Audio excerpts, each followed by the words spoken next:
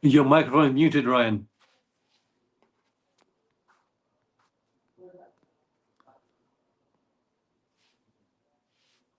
No sound, no sound.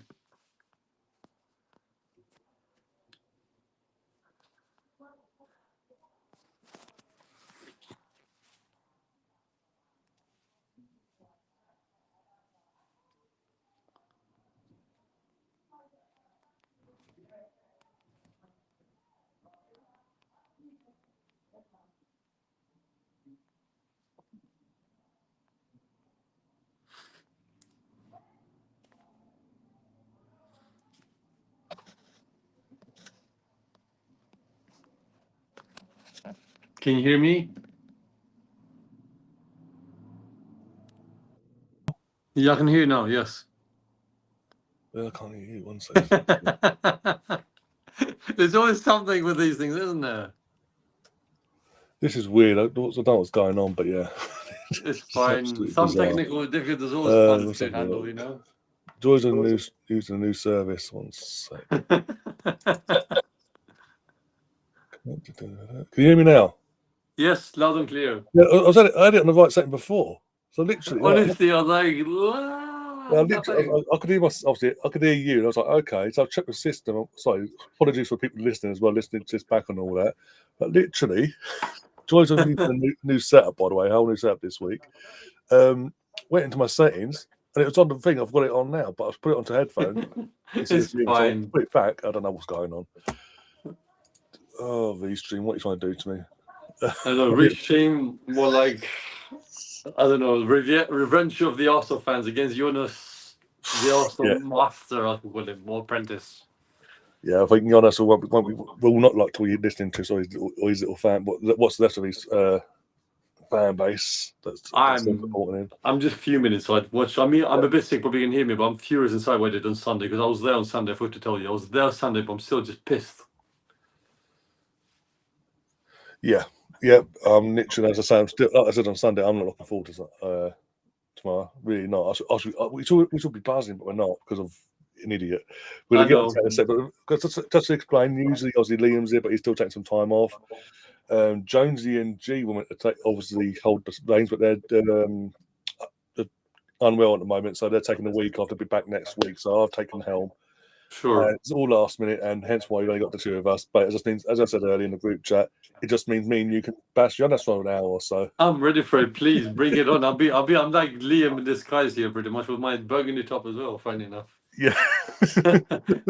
I'm not copying. I'm probably not copying him, but it's just pure coincidence. I just saw it. I have to get this, you know. Oh, dude. You know what? Let's just get into it. Let's deal with the bad stuff first. The Arsenal women on Sunday, 0-0. Where do I start? With that one? 3 games in, and we're depressed already. What did you make of that? I mean, not just that, because obviously you didn't do a show last week. So obviously Leicester as well. The signs were there at Leicester. We struggled to break down. The only reason we scored against Leicester is because of a mistake they made at Russo and Marnham pounced on. So the signs were there. Yeah, sorry, I left my phone by accident. I'm listening. No, that's right. I've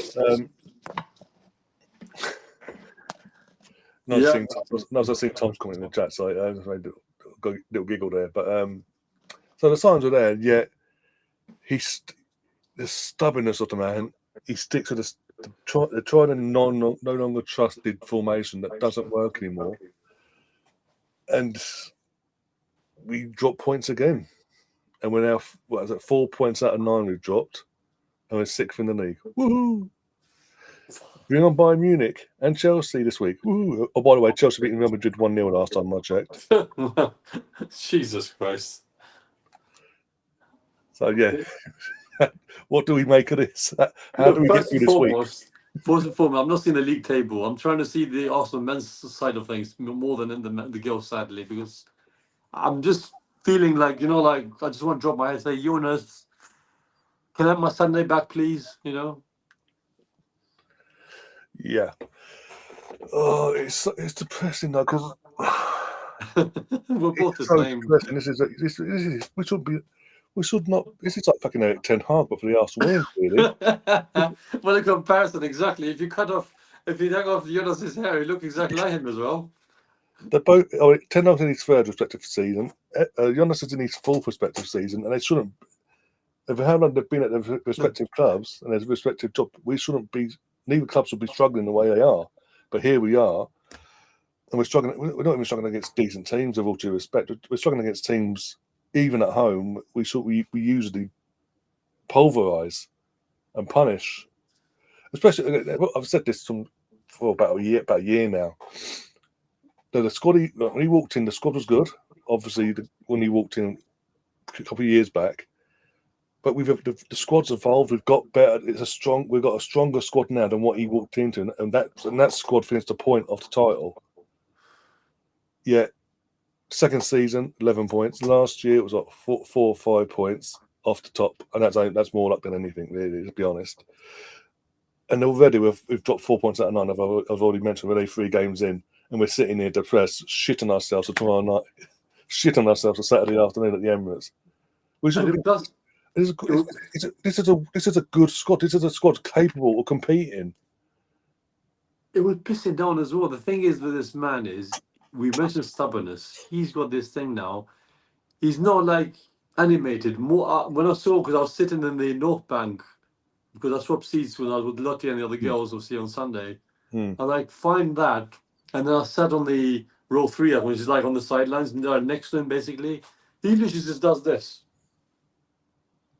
Yeah.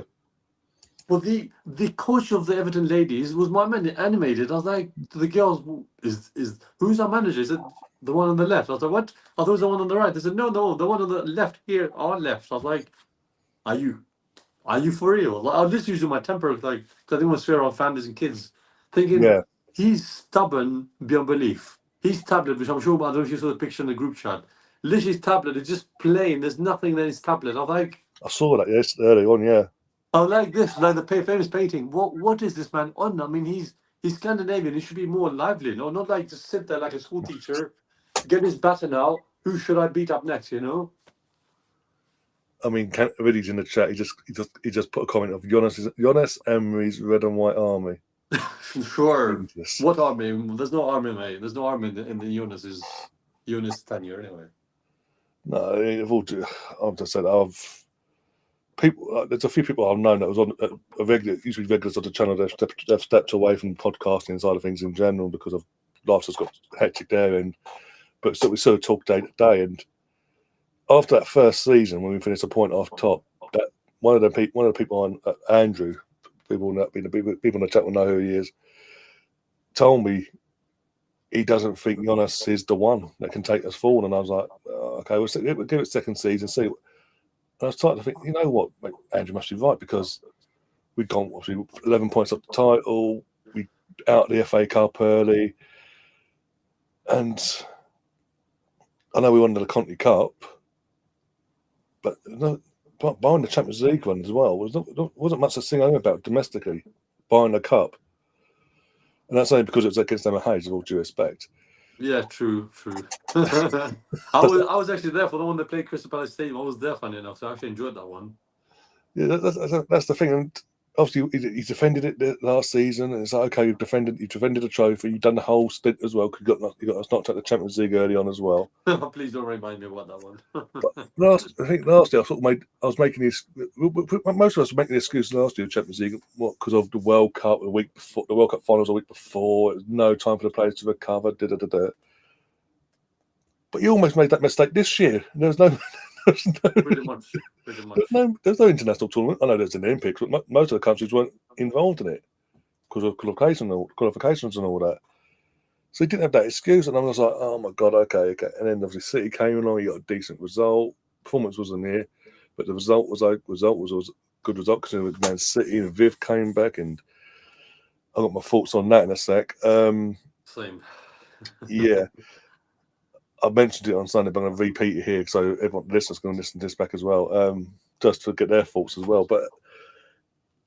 And then you go to Leicester and you think, okay, Leicester City, we famously go there, we win 4, 5, whatever.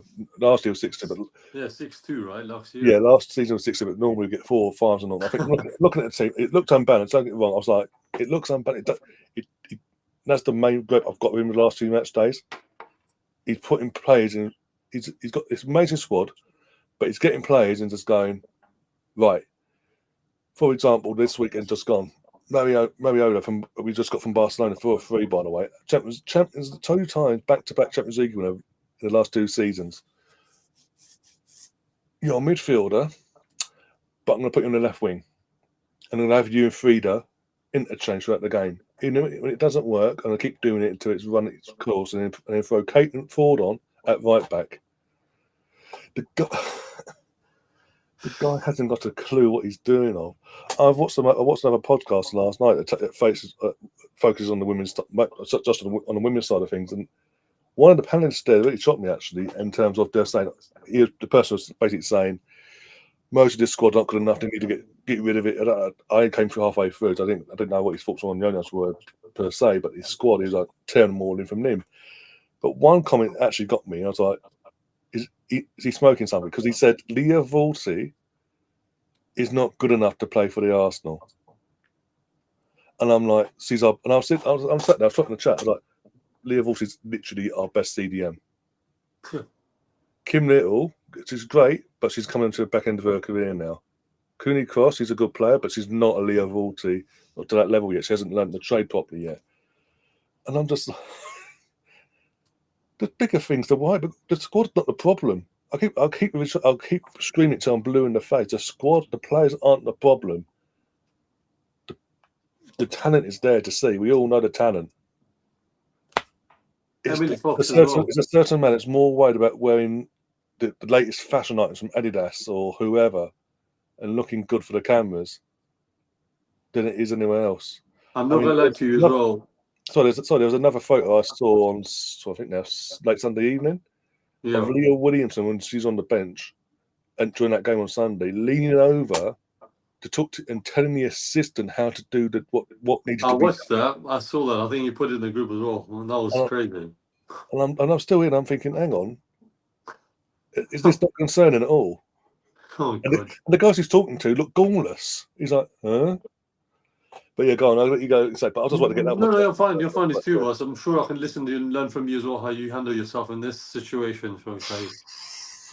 First and foremost, where do I begin? I mean, how on earth he removed Emily Fox? Emily Fox looked dangerous in that right side for me. She looked ready, and he just ejected her like a James Bond style, like eject the seat, open. Yeah. I'm like, Jonas, are you okay? I was like, because she's playing good, and then he removes her. I was like, fine, but as you say about Mariona, she looked lively, but I think myself for a minute she's not midfielder, but she looked good. But then as you say. And I was thinking too, why is she again, I'm still new to ladies football. Why is she playing midfield? Sorry, why is she playing a winger when she's midfield? I'm still confused. I was like, it was a bit like Martinelli. Like, where do we put him? And like, she did the same with her. Like, where do we throw her? And I was like, wrong place, mate. Wrong place. What is this? And she was struggling to up, from the wings is hard work, double job, So I was like, literally, I was like sitting in the stadium and around the 2 o'clock, 2:30, before half time, I was literally just huffing and puffing. I was like, well, this is rain. I don't care. My rain jacket doesn't put in this rain. And plus, it was a nice clean pitch as well. He didn't make even use of the pitch, even to say them go forward more. And as well, there was no crosses. I had young girls, like little girls, even younger boys, to their parents. Why is no one crossing? What's happening? I was like, Jesus Christ, there's a little kid who already knows the team does not cross because how they've been, drilled. It's not their fault. Is this coach, manager, along with these coaches who don't even combine the two, like, as you say, like bolts, just like hit that spark and go for it. I saw Sunday, it was just literally flat as daisies. I was like, oh my God. If you recall the not Champions League, if you recall the Arsenal men's game against Hull City when we played them in 2015, I think it's one before the replay. It was 0-0 ironically as well. It was so dead, the atmosphere as well. 25,000 people, not even half, sadly. I was like, oh, please. I'm a bit ill. I'm in football. I'm a bit knackered from week's work as well, because I was working for the week. I was like, what am I doing here? I just wake up, and I only had 3 hours of sleep as I was I woke up a bit early to make the game on time. So I was like, what the... Am I allowed to swear on this at all? Oh yeah, knock yourself Okay. out. So literally, I was like, I'll "What do the worse fuck?" than watch longs, trust me. Yeah. Well, just to be sure, before the bloodshed, I was like, "What the fuck am I doing here?" And I was like, "Yeah, I'm watching a game of football on a very moody Sunday, very, very, humid. Not humid, but a bit more like, felt the air didn't feel right." I was like, ah, and I'm like, I thought I was just trying to picture myself, just trying to enjoy it. There's something in me just trying to enjoy it, trying to enjoy it. But like, not with this dumbass in charge. I can't enjoy it. I love the girls to bits. And as you know, I met Lisa Russo a couple of weeks ago. She's a lovely person in real life, very wonderful. And this fucker, he gives her no options, nothing for her. She's basically the superstar. That's Saka. Saka needs service. If you Yep. don't give the superstar service, the thunder basically would not click, and then gives you the spark. And the star boy would just think, "What do I do?" And she's basically our superstar. Well, basically for me, she's our Saka. Not the same world like yet, but in terms of superstar fandom, as you know, she's a big superstar. She literally just, you can almost see in the picture, she was like, "Boss, what can I do?" And you can see when she came off, she looked drained because she got made go left and forward and right and center. I was like, that's not Alessia's job. She's more centre forward than anything else. So I just want to see that thing that she's saying. Yeah, Chelsea.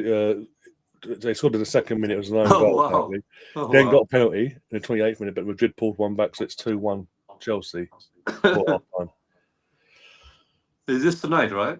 As we speak right now, yeah, it's Oh, happening cool. right now. Yeah, Yeah, I agree with Catherine totally. You see, exactly. I just said to you as well. yeah. Exactly my point, Catherine. Exactly my point. Sorry, what you're both saying is it's a reoccurring thing since it's from the second Russo signed for us. And the only time she looks like she's getting service is when we played two up top with Stina and her together. I've said this the weekend. He's only played two up top in 2024 3 or 4 times, 3-4 games. That's not enough for them to And we're do. in October, by the way. It's not even Yeah, like nearly start of the year. 25. Nearly the year's over now. The frustrating thing for me is that when he does play two up top and that he changes the formation, it suits it. They're both getting a service. They both have good games. And the team itself works better, looks better, it's more balanced, and we win games comfortably. But what does he do straight afterwards? Next game, back to the formation he wants to play, even though the team's moved on from that formation. Clearly, it has because the performances and results tell you that. And until he actually long term consistently changes his ways and stops being stubborn, I think we're in trouble basically. And I'm worried that the club, because they gave him that contract last year, are going to dig their heels in and keep with him for a bit longer, just because. And that's the concerning thing for me. And some people ask me like, "Oh, but you want the honest set? Who'd you take in?" Well, on an interim basis, don't rush. If the club ain't got someone in mind straight away, on an interim basis, Kelly Smith, she's Arsenal. To get the fans up and get the fans buzzing as well, because he's ex-Arsenal, he's an Arsenal legend, part of the quadruple era and all that. Bring her in, get her little team to get a little team together, gets the fan base going, gets the girls going as well, because it's an Arsenal legend, as I mentioned before. But it's an interim. Give them a bit of breathing space, the club, to find the right person. Yes, I'm also DNA. Like you see the men's, like I'm not gonna lie, I was there when we had Emery. He was okay at the time, Emery, when he managed us. Then I was there when Freddie Luba was there. You could see something was building up. Arteta obviously is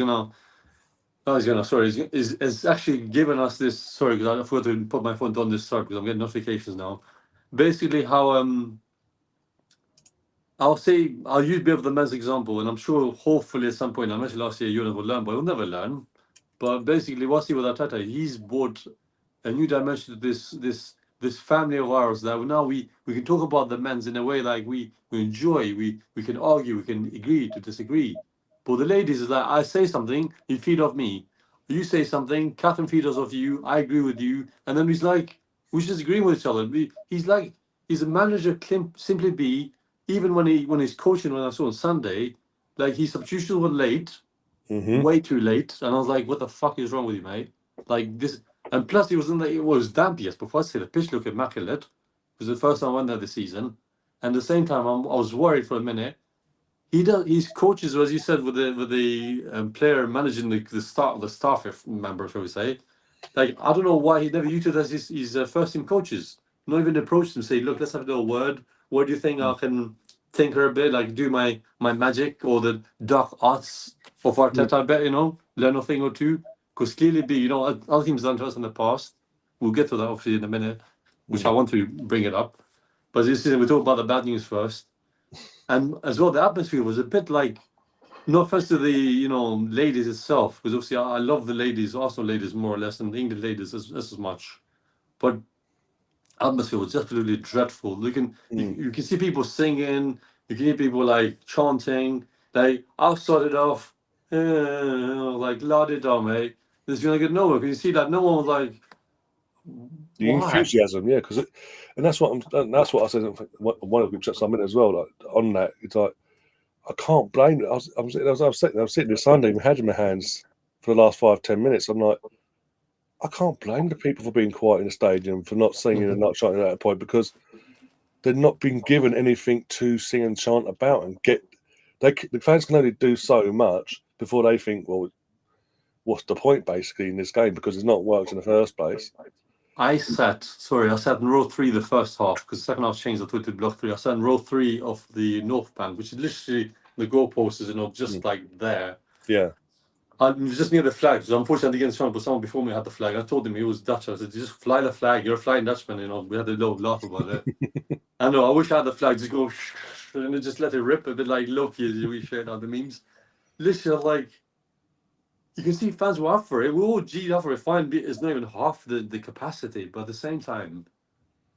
Oh yeah, the worst one they did. What is it like? Maybe after me subs, he's just doing this. Come on, guys, come on.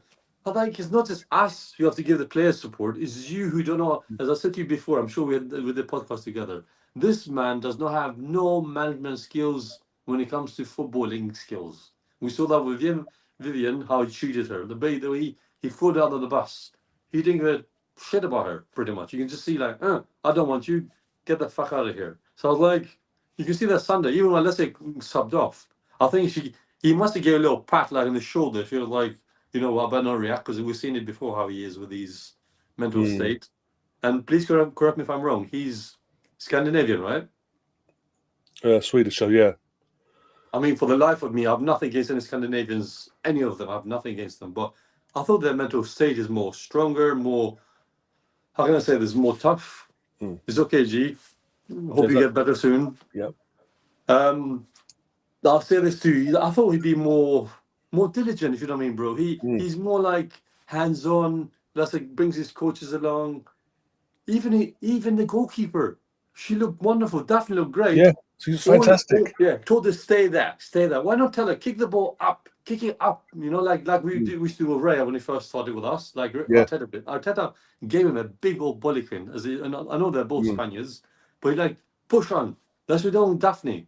I love Blackstein's from right, but Daphne looks good on the ball. She looks like a bit like Edison. Not comparing completely, of course, but she looks comfortable. She looks up for it, And he was like Mr. Bean, like Christmas. Oh, God. What should I stuff my turkey? What should I stuff my turkey with? I was like,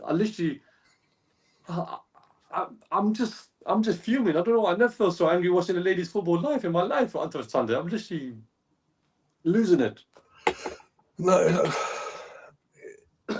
Yeah. That's what's on it. I didn't. You mentioned the game, obviously, and all that. I did mention earlier. I want to get touch on the Viv. I know the Viv situation. I know you said, as you said, new season we move on, but we can't get past the fact that her partner still plays for the Arsenal. Yeah. And certain players that were close with her are still with the Arsenal. And then, along with Beth, these other players will now see Viv at Man City, a rival that's suddenly started competing again in the last 12 months or so. If they get anywhere near close or get over the line this year and we don't win nothing this year, barring a Conti Cup maybe if we're lucky. Not again, please. No. I'm saying we could lose Beth. We could lose. No, please, no. Players. Because, especially more so if he stays, because they're going to be like, well, my in terms of Beth's mindset, my partner's left. You forced her out one way or the other. She's gone on to another club. She's 1 X, Y, and Z. I'm still here. We ain't moving on. We ain't moving forward. You see it with the men's team. We saw it in the first to move to the Emirates. The Krebs, the Fabregases, the Nasris, and all that. They all moved on and all that. Look, I'm fearing that. I'm now fearing that. If the longer he's here, I'm fearing that. And I think then you got the Caton Ford McCabe situation that led into from the summer into last season as well, and divide there. There's something not right. Something needs to be sorted, and I think Jonas doesn't. As I say, we've said Jonas ain't got a clue. And he isolates the wrong people as well. This is what pisses me off of him. Like I said, as far as I'm concerned, he forced her out for whatever reason. Because he brought her back early after race in terms of her recovering from the ACL. Brought her back earlier than the other Beth and all that, and pretty much was giving her more longer minutes than what he wasn't exactly easing her in, so we say. And then suddenly he just went. And the big thing for me that makes me think he forced her out is because when she had a relapse in her recovery after she was reintroduced to the match day squad. And it was clear that he said it in a press conference. She needs surgery right now, but we're going to wait. We're going to let her go play for international for Holland, and when she comes back, she'll have the surgery. She might be back for the cup final. We never saw her getting an Arsenal shirt until Everton away, did the back end of the season, and then you saw that video as she was coming on as a sub. Is that the one on the thing? He just like pushed it to the one side, right? Yeah. I got mad. You remember me? I lost my rag that night. And literally days later, it then got put out by the club. Viv's leaving us in the season. So I'm telling you, he's forced, and I think that's caused more problems than what we wanted. And it was only after when he did that pointless friendly in Australia, when he got grief from the locals there, that he came out and said, "It's nothing to do with me. It was a club thing. It was a collective from all of us." Piss off. If that was the case, she would have gone. If it was as calm and collective as he makes out between Viv and the club and himself, she doesn't go to Man City. No, she'd go abroad. She's doing it to prove a point. Of course she did. And I'm really worried. And these next few days, tomorrow night and Saturday, are huge. I think he's going to be a jammy fucker and get a result from one of the two and keep his job for a bit longer. But I don't see any progression, just in general, but also going forward. I don't see where the longer he stays here, it gets better. But Ryan, I mean, I'm talking to you now right now as I think a bit older than me, but I'm speaking right now as a brother, and people know me. I speak as a passionate, heart in my sleeve type, even for ladies. I mean, gee, you just took it out of my mouth. I mean, look, there is something wrong with the team. I love McCabe's passion. You saw that against City. Yeah. She made it go happen. Oh, the City players are injured. Oh my God. Sorry, I don't know how we're talking about this, but listen, oh my God, they is injured. We should feel sorry for them. Why did the play go on? I'm thinking, first of all, that's not player's decision. It's up to the referee who's controlling the game, you know? And plus the referee on Sunday was very lenient. Even the stupid Jonas man didn't take advantage. The referee hardly banished any yellows. And I'm thinking, you're one. I'm gonna say it, and I'll say this growing up in England, as you know, a naughty fucker. How on earth you don't approach Beth in a 200th appearance? Tell her, lead the line, Beth. Beth, this is your kingdom. This is your spotlight. Take it as you will. He simply, you can see, she was carving the defense open. No one there. She was going in there in between the sticks, man.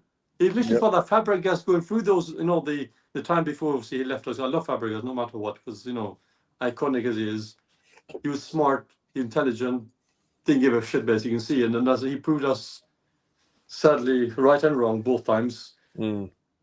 I just felt suddenly seeing Beth. I literally got my thinking, Beth is doing so well. McCabe looks a bit off because you can see that's not wrong. Came a little sadly. Our captain was isolated because my voice is going up on the street.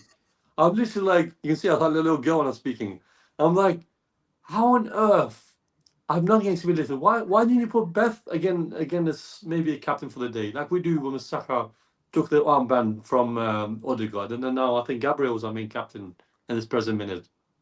It's like I just was speechless. I was like, Beth Mead, you beautiful thing. She's a beautiful woman, as we know as well.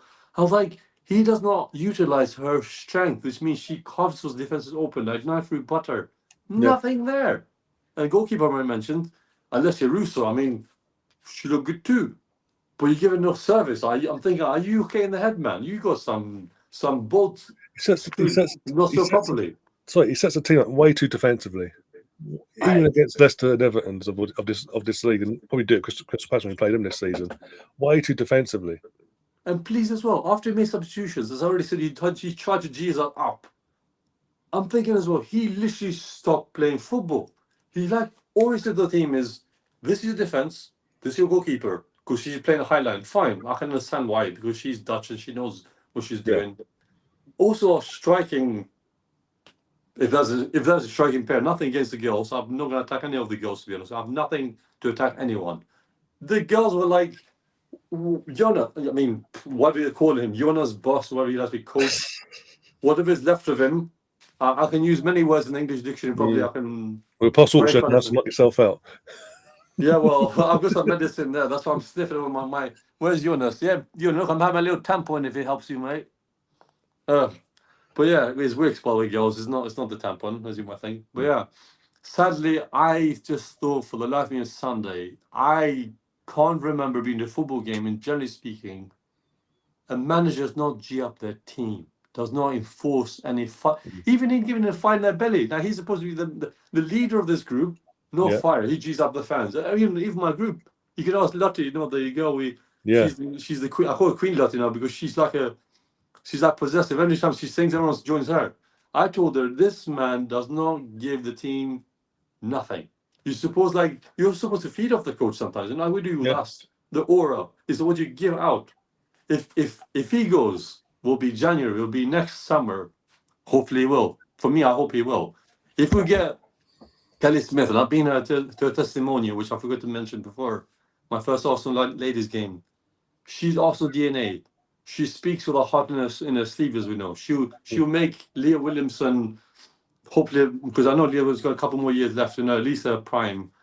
And then Kimmy Little maybe got a few more years, sadly, because you can see she just looks a bit like, she just looks like she's going to just give up because it's just how the situation is. And then, as you say, if Beth leaves and he stays, I'm just going to be like Andrew as well. I'm sure I know this guy's name as well. I'm just going to be like, you know what? I'm going to take a hiatus from some of the ladies because of this stupid manager who's got not even no balls of steel, man. I know the even TV show, the English one and the Australian one. This manager, being Scandinavian, I swear to God, he's got no balls of steel. He's got no plan B. Okay, no plan A. Definitely, Ryan, you can agree with me. There's no plan A there. There's no plan A on Sunday. There was nothing there. Plan B, he can just chuck it for okay in the laundrette down in my area. I don't know, somewhere. Plan C, there was nothing. Can you imagine? Plan A is not working. What are you going to do? Nothing. Plan B, then there's nothing there. Plan C, you know what? See you next Tuesday, more like Jonas. I was like, I was doing this as well. Literally, I was seeing him. I was like, I'm just going to copy him. Every time I was just doing this, like, you just can see him playing with his jacket, making sure his shirt looked okay, make sure it's correctly done. I was like, oh my God, I have more passion than you, mate. And I'm a fan of Arsenal club for over 23 years. And I can, pretty much G the girls up, or the men's, if I even get a little motivational speech out of it. But please, while we're here, it's like, I literally was sitting there thinking, my God, he's monitor, and I'll say it now, which I wish I shared it on social media, because I've just been so busy and being sick, it doesn't help. His monitor literally looked like a screen, like on this tablet of a video, like an old FIFA game. I was like, there's nothing there. There's no action points. There's no bullet points. Again, one knows well, there's no desire. There's no desire in him. The girls have something, but he's got no desire. He's got nothing left from RC. I'm sorry, if he was in our League Cup, or wherever it is, a Conti Cup, not good enough. For me, not good enough. No. Sorry, the podcast I was watching last night, they're asking the question. They want to know what the club, in terms of the club itself, not just Jonas, but the club's, what was the club and is the club's ambition for the season? Well, we've heard from Beth Mead. She does these Beth Mead and others and Leo and all that. When they do these interview media days and all that before the season starts. Yeah. They're saying they want to win the title. What does he say? And the players have the hunger. It's just we've got, as I say, we've got a manager he's too set in his way. Like you say, the plan A, B, C. Sunday it was just plan A. If plan A doesn't work, keep trying, keep forcing. Because the subs just round at home. Like he didn't change the formation. It was like for like subs. Buying Caitlin Ford for Fox or something. That was a weird one, but I didn't get that as well. That I didn't get. But in terms of, I was in there for 5 minutes before Russo came off for Stina. I'm saying like, throw Stina on the Russo, change the formation a bit, jig it up like you've done before in other games like Aston Villa in the Cup earlier in the year, last season, and just go hell for leather.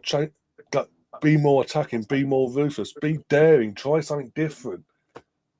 And it's just It's like so boring. And literally, when I saw the sub being made, and then I say barring the Emily Fox thing that's confused me, the other two in that segment, I lost. I was like, nah, he's like for like. He doesn't want. He's not got. He ain't got the cojones. Like Dean would say, he hasn't got the cojones to take the game and try and do something different. To try and get us that win. We're at home. No matter who we're playing, we're at home and we're 0-0 with 25, 30 minutes to go, and he's just going like for like. He wasted 3 subs in that one moment, taking the right back off for a left winger, and then taking out basically like for like. There's Stina and Russo, and I think it's one midfielder for another. There's Leah Volti for Cooney Cross. Sorry, it's Leah Volti for Cooney Cross, and anyway, he had 2 left. He wasted them. We've got something ran home to me while I was doing a watch along was Ian Wright's post what you call it nowadays, an X, when he said, "Isn't this the reason why we brought in Kavaji Russo Kavaji to break down these to break down these low blocks?" This is a common theme with him, especially last season. That any team that put a low block in, we struggled against. We didn't have an answer because obviously Viv missed most of the season with her injury going into it, and then obviously recovering and all that, and then he decided to completely take her out of the squad completely. So he obviously moved her on, but he's brought Rosa in with the club have. And pre-season, I love her because pre-season she's come in, got the first game she's played, days of silence she's playing for us against Washington Spirit and Chelsea in the US. But she's getting the ball and she's progressive. She gets the ball and she wants to run and be aggressive towards the opposition of defence and ask questions. And she did that for all throughout pre-season. She was doing that. And since the season started, she hasn't started a game. We played Man City, Leicester, and Everton. I think Leicester, she came on as a sub. City came on both City games came on as a sub basically. And Leicester was like the last 10 minutes or so. And he basically told 2 fingers up at her on Sunday. He said, "No, don't need you."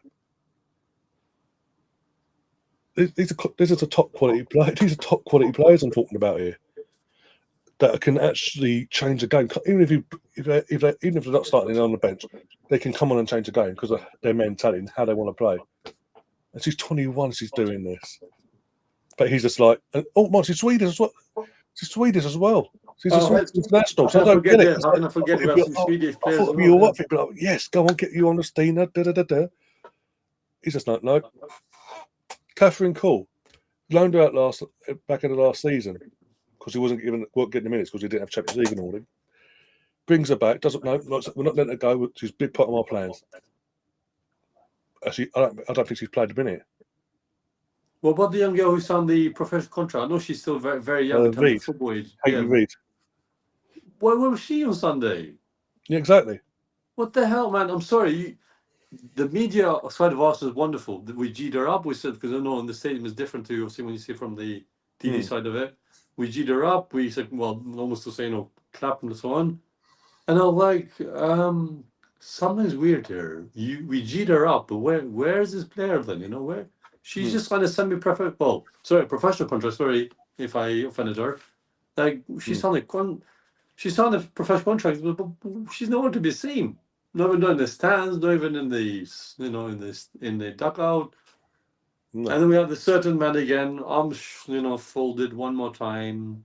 But then he does this too. He does this as well. He just noticed that Yeah. a bit like Mourinho near the end of his certain 10 years, certain 10 years without talking about other clubs at the minute, because I'm not going to talk too much about other clubs at this moment, because I've got something to say about some few others when we get to the men's segment.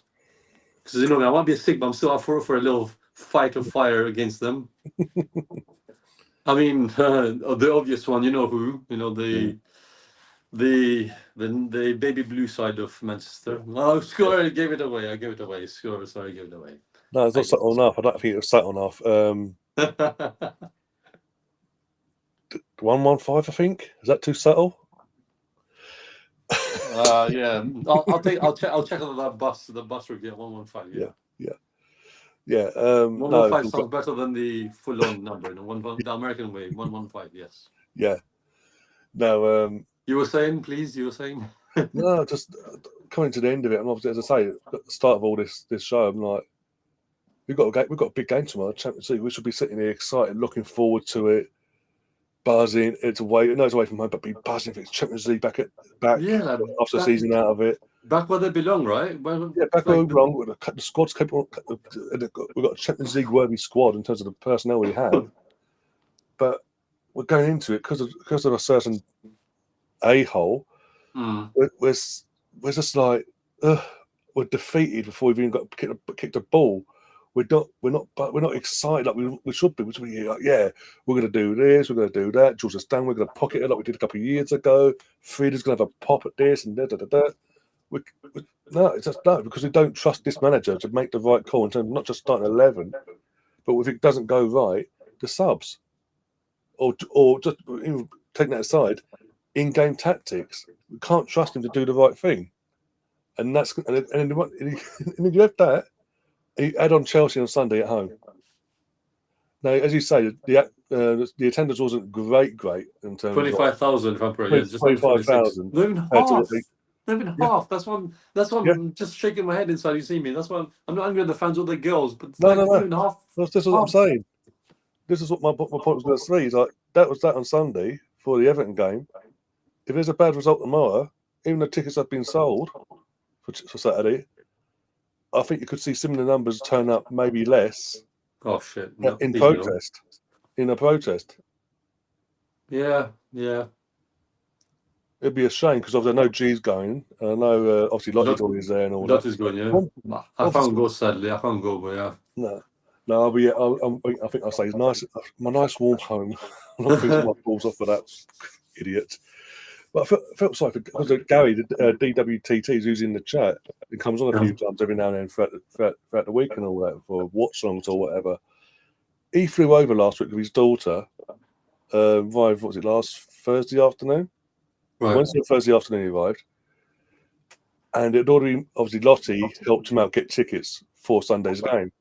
But on Sunday, he's gone with himself, his daughter, and his dad to that game. His first ever WSL game, and that's what he's been served up as well. From America, right? He flew in from America on a few days prior. He's flying back as we speak. Well, I wish him a safe flight because the world being a bit crazy. But just to say to you, the other Ryan, which is Detroit Gunner. He was there Sunday. He looked like from the main game. He looked happy to be at the game. I saw it, I think, before the game and after the game. After the game, he looked a different person, of course. Yeah. I was just like, guys, Jonas. I don't know his full name, but Jonas equals. He makes you deflated. There's boring Arsenal football. Oh yeah, good to know. Yeah, thanks for this. Thank confidence. I'm trying to avoid these Chelsea. Yeah, I'm trying to avoid this certain club as well. Updates, but hey, it is what it is. What can I say is yes. Even Tottenham before the game felt pleasant. Felt like a bit like the men's when we had Arteta the first few years. So we say without comparing too much him to Jonas. But after the game, just felt so subdued. Like someone just went bush. Sucked a bit like. Can I say this? A bit like Spurs on against Brighton, That Brighton. Hey, that brightened my day actually. I completely say that brightened my day actually while you're there. I enjoyed that one. We were watching the game. I was there with Lucky and the girls. So Are you fucking for it? And Danny Welbeck's I was about to fucking say header. that guy Welps. Yeah, yeah. A certain ex-Arsenal player who can't stand it, but when he does well against other teams that we don't like, thank you very much, Danny. You know, he done well.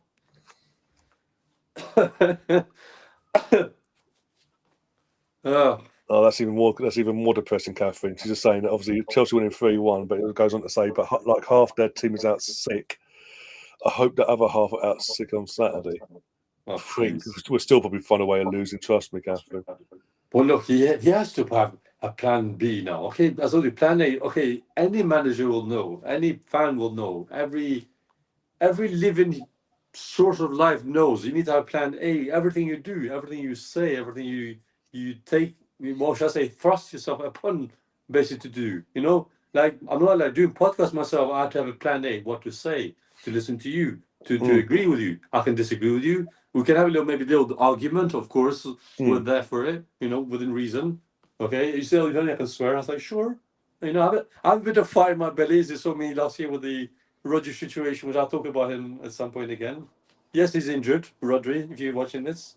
But you know, karma burns, you know, doesn't it? Karma does burn a little bit. If it's us having weak mentality, then you know, Kai Havertz was like, come on then. You wanna pat me on the shoulder, bring it on, mate. And they're like, take that.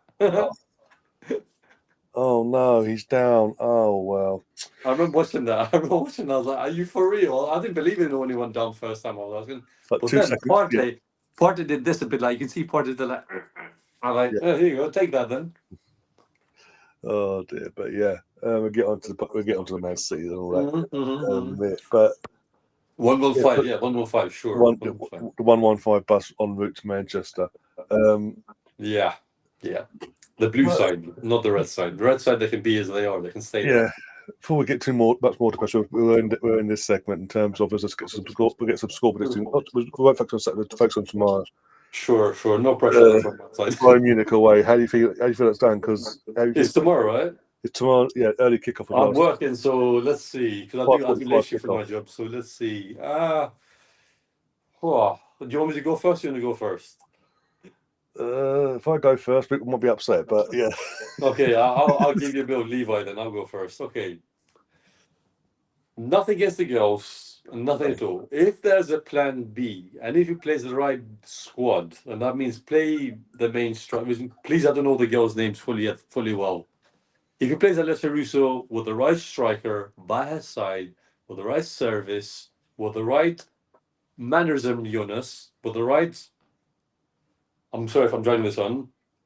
He needs to have a plan B, because Bayern Munich are no slouches. We know they're like the men's team. They don't give a shit about you, whoever you are. They'll knock you dead, and you're like, what happened? You know, just wake up from the more like the what do you call, not post-mortem, but you know, when they do that thing after people die, you know, the post, what do you call this in English? Post-mortem. But the other one, you know, when they do the inspection of the body and stuff. Oh, yeah, I know what you're on about. Yeah, I can't remember what it's called now, but yeah. Shit, what's the guys? Chat hunters are. What's the word? I've got in my head, you know. Shit, I'm trying to link something I was about to say. That's why I want to say it. Oh, I forget what it's called. I know what you're on about. Literally know what you're on about as well. And picture it.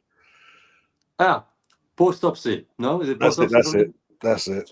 Yeah, I just had a little flashback. Yeah, that's what we need.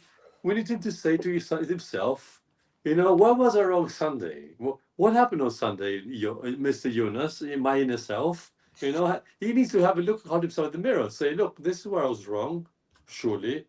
But Ryan, he needs to start delegating some duties to his coaching staff, or a player who's willing to speak up. You know, put her there, like we do with our men's squad. You have players who tell Arteta what to do, and he thrives with it. You can see he takes it, and he's like, bring him, show me. He showed that with Martinelli. He's been had a little conversation with kind of Fury, a bit of Italian flavor, because you know Martinelli has Italian origin. Like you see a bit of love there, a bit of armor on the shoulder, kind of help the boy a bit, you know, pick up his confidence again. But the girls, without dragging on, I felt I've kept on for too long. What can I say? I mean, I want to say 3-1, but that's asking too much, isn't it? 3-1 for the girls. Well, Catherine's going for 3-1, but she's saying that's more of a heart saying it than a head. My head says nil nil. For me, it's my head, actually. For me, it's my head. Who's saying this? Sorry, because I need to see the Catherine, yeah. Catherine says, Yeah. my head says 0-0 or 1-0 for either team. Well, I'm 3-1, 2-1 to the girls. That's why I'm fighting as well. I'm literally struggling with this one as well. I don't know if it's for Sunday. No, I'm bothered about. I'm not going to focus on Saturday. Yeah, not yet. It's Please, right, not wait yet. first. Yeah. Anyways, 2-1, 3-1. God knows tomorrow. God knows. Oh God, that's optimistic. If, and this is a big if from my point of view, if he gets the 11th spot in terms of he's not playing plays in square pegs and round holes. He's playing them in their actual positions. He gets them fired up and he gets it tactically spot on. We can win 2-1, but if he does what he's been doing for the last 2 games, we could lose this 2-1. That's the difference it is between him and getting the result, and not getting the result with him at the moment. But in saying that, I literally remember a few years back, not last season, obviously not after his last season, the season before, opening night, Champions of Europe, Lyon at their gaff against Sonia, by the way, who's now at Chelsea. Wasn't expected to do anything at their gaff. We won 5-1. So, but I don't see that. I think that's different because the players are they're more with him at the time. I don't think they're with him at the moment. Certain players. Hence why I think if we do win, it'll be 2-1. If we lose, it'll be 2-1 or 3-1. It's going to be one of them nights. Flip a coin, basically. Until you see the next day 11, you got to flip a coin and see what happens. But yeah, we're gonna move on now to the get off the. As I say, we've got the negative side of the things out of the way. Got all out of our system. Positives, the men. Again, another international break now we're into, but point off Liverpool, the league leaders Liverpool at the moment, level with City, and we won a game at weekend 3-1 at home against Southampton. And obviously, what was it last week? PSG midweek, and who did we play last week? Week before? Last Tuesday, yeah. Last Tuesday, and then the weekend. Who did we play last weekend? Southampton. I'm saying last week before PSG. Oh God, excuse me. Leicester, that's it. I really think it was Leicester. Yeah, it was. Yeah, Leicester. So How can I forget? It was because we've had a week off of this show and all that. It's molded into one. I know, right? It's fine. That's what I'm off for it. So I was signed up to something I'm ready for. As I told you. So yeah. No, so we've won. The lads have won 3 games. Beat amongst them all. Beat PSG comfortably in the opening game of the Champions, opening home game of the Champions League. Never easy though, as you know. But yeah, what have you made of the lads in the last 7 days or so? In terms of, I'll say with Arteta, with the positive side of things is he's handled himself pretty well. You know, he's come across very mature manager. You know, people say what they want to say, which we'll get to in a bit. But he's showed that he has cojones. Let's put it this way.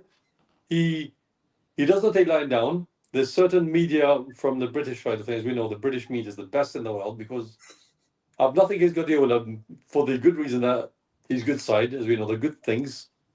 But the way they're trying to twist his words now, the way they make it look like Arteta is the pantomime villain, and Guardiola is supposed to be like the prince the superstar of the show. I mean, I've never seen it, but I feel that Jesus Christ superstar. I was like, what the hell is going on here? Now you have the apprentice versus the master, which is totally fine. But then you twist the apprentice's words. Now, come on, British media. I'm not going to say certain ones because I know a certain Mr. Rupert, I won't say his full name, but a certain Mr. Rupert will start knocking on our door and saying, shut up, demonetized right now. You know? So a certain Mr. M. Yeah, excuse me. Yeah, exactly.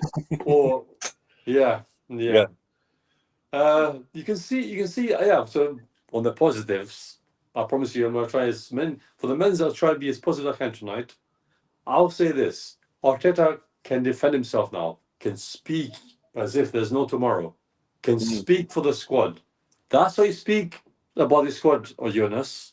That's how you support your squad. You give them that motivation. You give that love that you can see the play love playing for Arteta will be even the bench. For example, Kivior, that's going to notice. He comes on, does the job. no one says bad about him. Even though people now saying, people, media, again, certain outlets of Mr. M, thank you for reminding me, Ryan. Yeah, he's going to be leaving probably in January or maybe next summer. I'm thinking, these guys love to get their knickers on a twist in a very, very bad way. And it's beyond me how people just make articles just for clicks. Click here, breaking news. Arsenal player is currently go down, injured. Marino will be out for 8 weeks. Marino's back. Yep. There's no one article that focuses on the good side, on the good side of him. Nothing there. And I'm there sitting at Jonas now thinking, Arteta, keep doing what you're doing, mate. He's doing rather well. Please don't change for the better. We'll change for the better, as we know. But unless you're doing this right now on the side as a fan, can't wait to see them as live again at some point this season. Because obviously I've got my red membership sorted now. At least that I can do. See a couple of home games. Well, maybe some away if I'm lucky. But even the young boys, man, you can see Skelly as well, or Nalneri. They love playing for him. That bring that desire, that DNA runs through their blood. It's like, I'll let you speak, please, because it's still the early segment of the month. But I'm just like in awe with Arteta. The aura is just fabulous. It's just. People say champagne football, but I thought it's sexy because it's just great. It's just beautiful, everything all around the club, the men. Sorry, the players, the coaches, the fans, the pundits, Henry, Ian Wright, Theo Walker to name as well, who speaks very highly of us as well as. I have a whole list of them in a minute, but I'll let you please have your own segment as well. No, even Emmanuel Petit's been positive for once about Arsenal. I forgot about him. I forgot about that. Yeah, Troy Deeney as well. Sorry, Troy Deeney as well. And his wife called him up on Talksport. Yeah. Did you watch that one? Oh dear.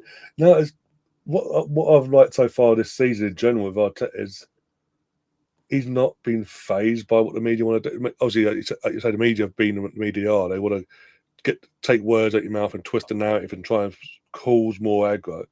I mean, in the aftermath of the Man City game, I mean, we've seen it this weekend. What was it? Sorry, not Newcastle, Nottingham Forest went away to Chelsea. Were 1-1. Ward-Prowse gets sent off, and obviously they do a bit of dark arts throughout the game as well. Nothing's mentioned. Arsenal did a bit of the dark arts for the entire 45 minutes against the best team in the world, probably on their day, on their turf. Yeah. What didn't you attack? Why didn't you come out and play to Man City's strengths? Why didn't you play an open, expansive game? And I'm like, of course, we have a manager that actually has more than one way of playing a game of football. And that's the main thing I can take away this season. We have, as we sort of saw it most of it, but partly in the last season as well, at start as well, because we had to with situations we were putting ourselves in. But we're more comfortable this season when we want to find other ways. We're not one style of playing. That's it. There's not a plan A for style, and if it doesn't work, what do we do? There's a plan B to it. There's a plan C. There's multiple, and again, it goes back to the entire squad as well in terms of they could all put a shift. And we haven't had our captain because of fucking Norway's manager since the last international break. And even that, you mentioned, I was a Moreno, 8 weeks, this, that, and the other. And another guard once we got official confirmation, the media, he's not going to be back until after the Newcastle, until back into November, into December, and all that. He's back. We now know he's going to be back for Bournemouth. Was it October? Correct me if I'm wrong. Week after next, I believe. It's just but sad. The thing is, they'll keep doing this because there is all due respect. It is in every fan base as well. There is the reactionary fan in your fan base that sees something and believes, and even in 2024, believes what the media put out there sometimes. And even when I'm there, as I'm saying privately to them, look, it's the media. They're gonna stoke it. They want it to do it. Yeah, they're right. And they go onto their own channel and go, I was like, oh, fuck. Yeah, we've been there before. And I was just like, no, relax. It's chill. And obviously I mentioned, there's in terms of the style of play and there's multiple ways of winning now with Arteta. It's not just the main critique of Wenger was especially more so at the back end, you only had like one. There's like one style of play you wanted to play, and if it didn't work, tough shit. Basically, it was like, but that's just that attack. We don't, as I say, we haven't had our captain. We haven't had Moreno until recently, and as a team, we've survived. We've utilised our squad. We've put Havertz in that number 10 role, or Trossard, avoids, and they're switching between the false nines, this, that, and the other. They put the shifts into. We're a survivor. We've gone up against some decent teams in that time as well. Say decent Tottenham there, but North London derby's always intense. It's always going to be a close fought game. We found a way of winning. We have a way of winning. We won that game with a clean sheet as well. Didn't miss Odegaard to the extent we could have done in years gone by. And then obviously Atalanta, we didn't win, but we didn't lose. Again, we found a way to get a result. We dug deep away from home in Europe. We found a way. Man City, until Trossard got sent off, at that point we were the dominant team. We were causing problems. We were winning, and that upset the hierarchy. I think the fact that we didn't come out in that second half, that Arteta took that team in, sacrificed Saka for Ben White, who by the way was injured by the way, and still had to come on and put a shift in. And kudos to him for doing that. But because he did that and we found a way, and even though we didn't get over the line in terms of the 3 points, but he still came out with something, the media didn't like that because the media are there. They're waiting for us to slip up. They want us. So that was it. George Graham all them years ago after the Battle of Old Trafford, when he was back in the early 90s. He's like, yeah, I heard about the this. media and the rivals are waiting. They're all waiting for this to happen. The second something bad happens, they're there. They're on us. Bang.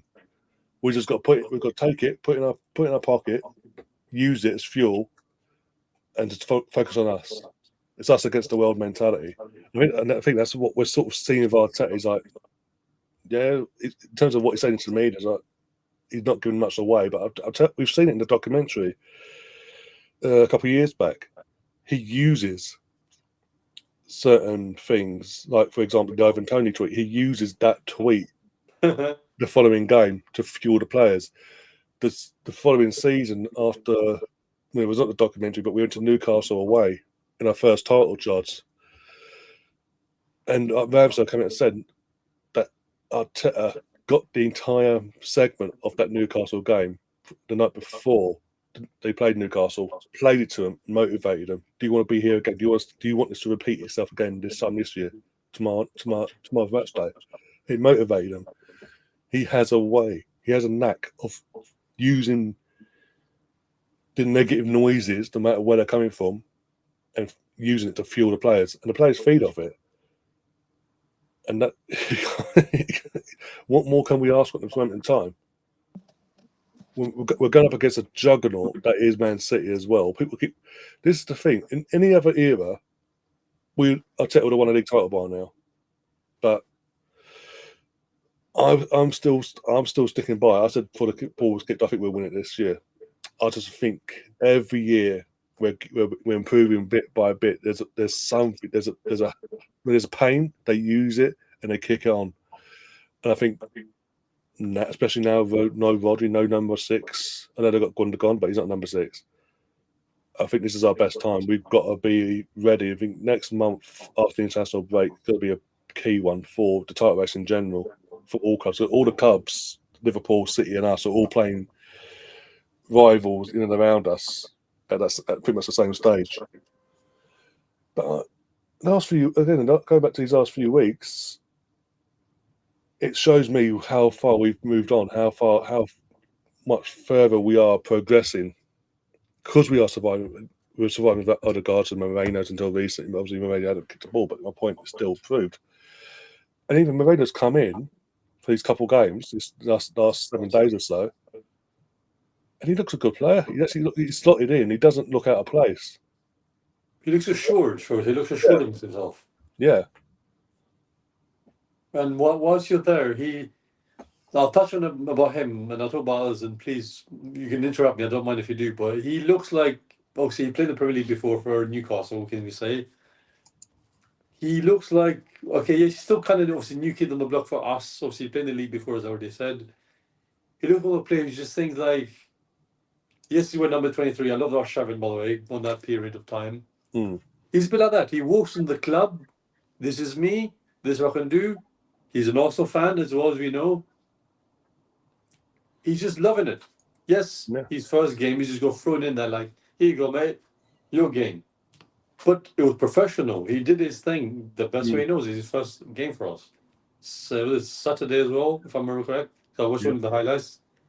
Yes, he's dusting the not dusting, sorry, sweeping the pitch, shall we say, to certain fan bases, without including a few names at the minute. But he looks like he cares. He gives a shit to play for the badge. He feeds off the fans. You see, he feeds off straight away. He was already trying to see now where now for Colin Fury's already clicked, because you can see already the girls we already said they adore him. For us, you can see already this goal. And please again, I'm sorry I didn't have a chance to tell you that goal against City was the same almost goal like the Nigel Wittenburn goal in '97, almost the same date, 26 or so 7 years ago, '97, almost the same range, the same distance, the same corner. Shame it was not 3-2 victory for us, unfortunately. But can you believe, if you watch that Nigel Wittenburn goal, the Premier League goal for people who are watching, it's almost the same goal. It's crazy. It's just thing that almost history repeats itself, you know? But touching Mourinho, because Colin Fury looks immense so far. He's building up more. You can see, as you say, he's building more. These players are building up more of the strength that they have as well. But with Mourinho, you can see as well, he does the job so well, but he goes about the right way, you know? Like, Partey's doing his bit, great. He played right back again against Southampton. I, for him, did question it. But look, Partey knows now he's got protection. He's got Declan Rice there. He's got Jorginho, and Jorginho is required again. He does a good job.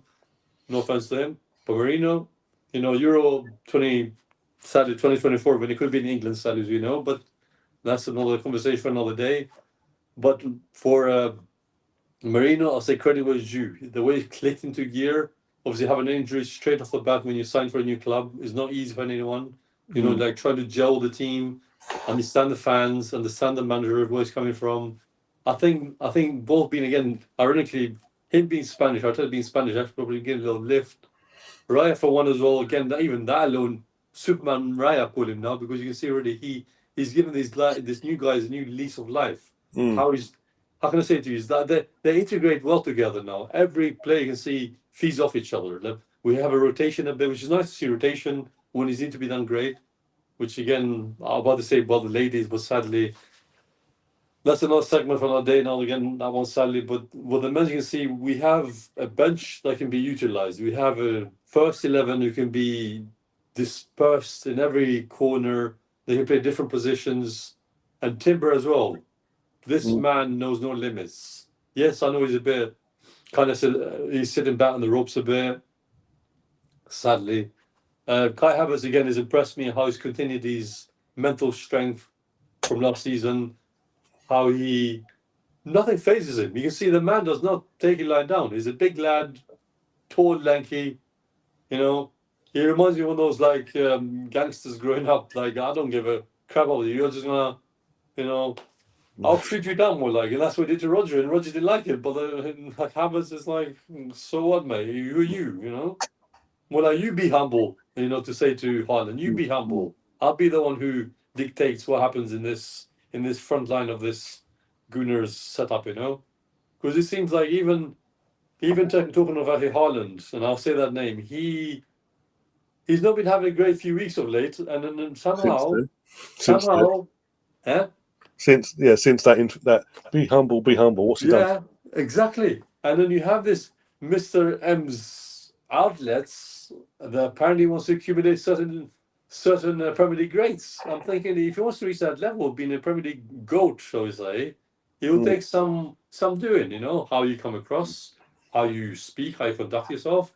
I'm not saying they cheat, because for no reason, I'm not going to accuse him of being a cheat a bit without being attacked upon. But for the life of me, you be a bit more humble, Haaland. Be a bit more less arrogant. You have more fans loving you. Yes, as you know ourselves. For example, I'll give you an example. Drogba, I could not stand him when he played for Chelsea. But man, as a footballer, as a man that was doing that for UNICEF, for his own country, as you know, I'm sure for a fact someone said it before, and someone told me as well, the war was even stopped because of him. He He scored no goals against Arsenal, but he was arrogant. He was not arrogant. He got on with it. He was just a menace in the box. He's just Yeah. not playing against us. Like, you know, It he was can't what it stop was, that. yeah. But, Yeah, sorry? this is another thing that Haaland go, "Oh, be humble, be humble." At the time, like, but you wouldn't be at City if they hadn't. They did because there's this whole narrative as well of his dad, the connection, and all that. He's always wanted to. Like, there's no way when you're growing up before the current owners came along that you were going, "Daddy, I want to play for Man City just like you." Yeah. No Not bad. fucking way.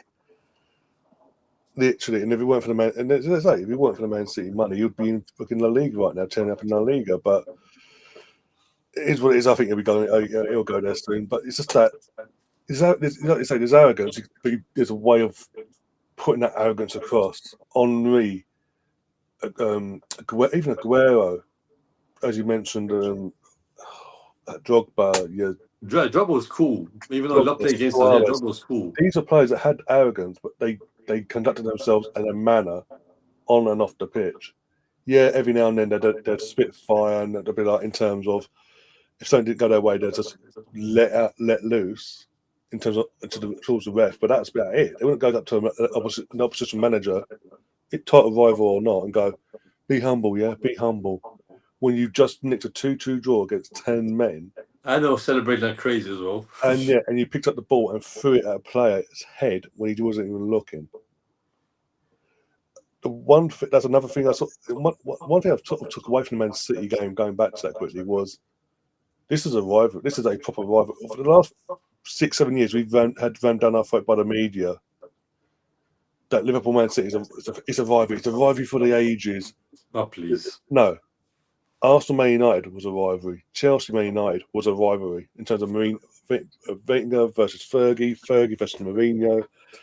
Even Mourinho versus Wenger, because of the hatred they had for each other professionally, though, so they get on nowadays. But professionally, they couldn't get on. Yeah. They were rivalries. Klopp and Pep was the friendly. Well, Yeah, like, come here, let me get a little cuddle. Thanks for competing, Jurgen and Liverpool. Maybe next time, yeah. Once you that's right, I was going to the doghouse. I'll be right back. But you can Yeah, no take worries, it no through. worries. I won't be long. No worries, that's cool. No, but it's well, my point is with City at the moment, it seems like they are rattled like you would not believe. Not just a fan, but the players themselves. They didn't. I don't think they expected us to have this U-turn under Arteta as quick as we have done, and for back-to-back seasons now to go to them and not get battered and actually come away with something has absolutely irked them. Even though it was early on, match day 5 at the time. It's absolutely irked the life out of them, and I cannot wait until February to actually put them in their place. And Gabriel's there waiting, going, "Hi, Erling, how you doing? Oh yeah, gonna score? No, you're not. We're gonna beat you 2-0, and we're gonna give us the title whilst you're here as well." But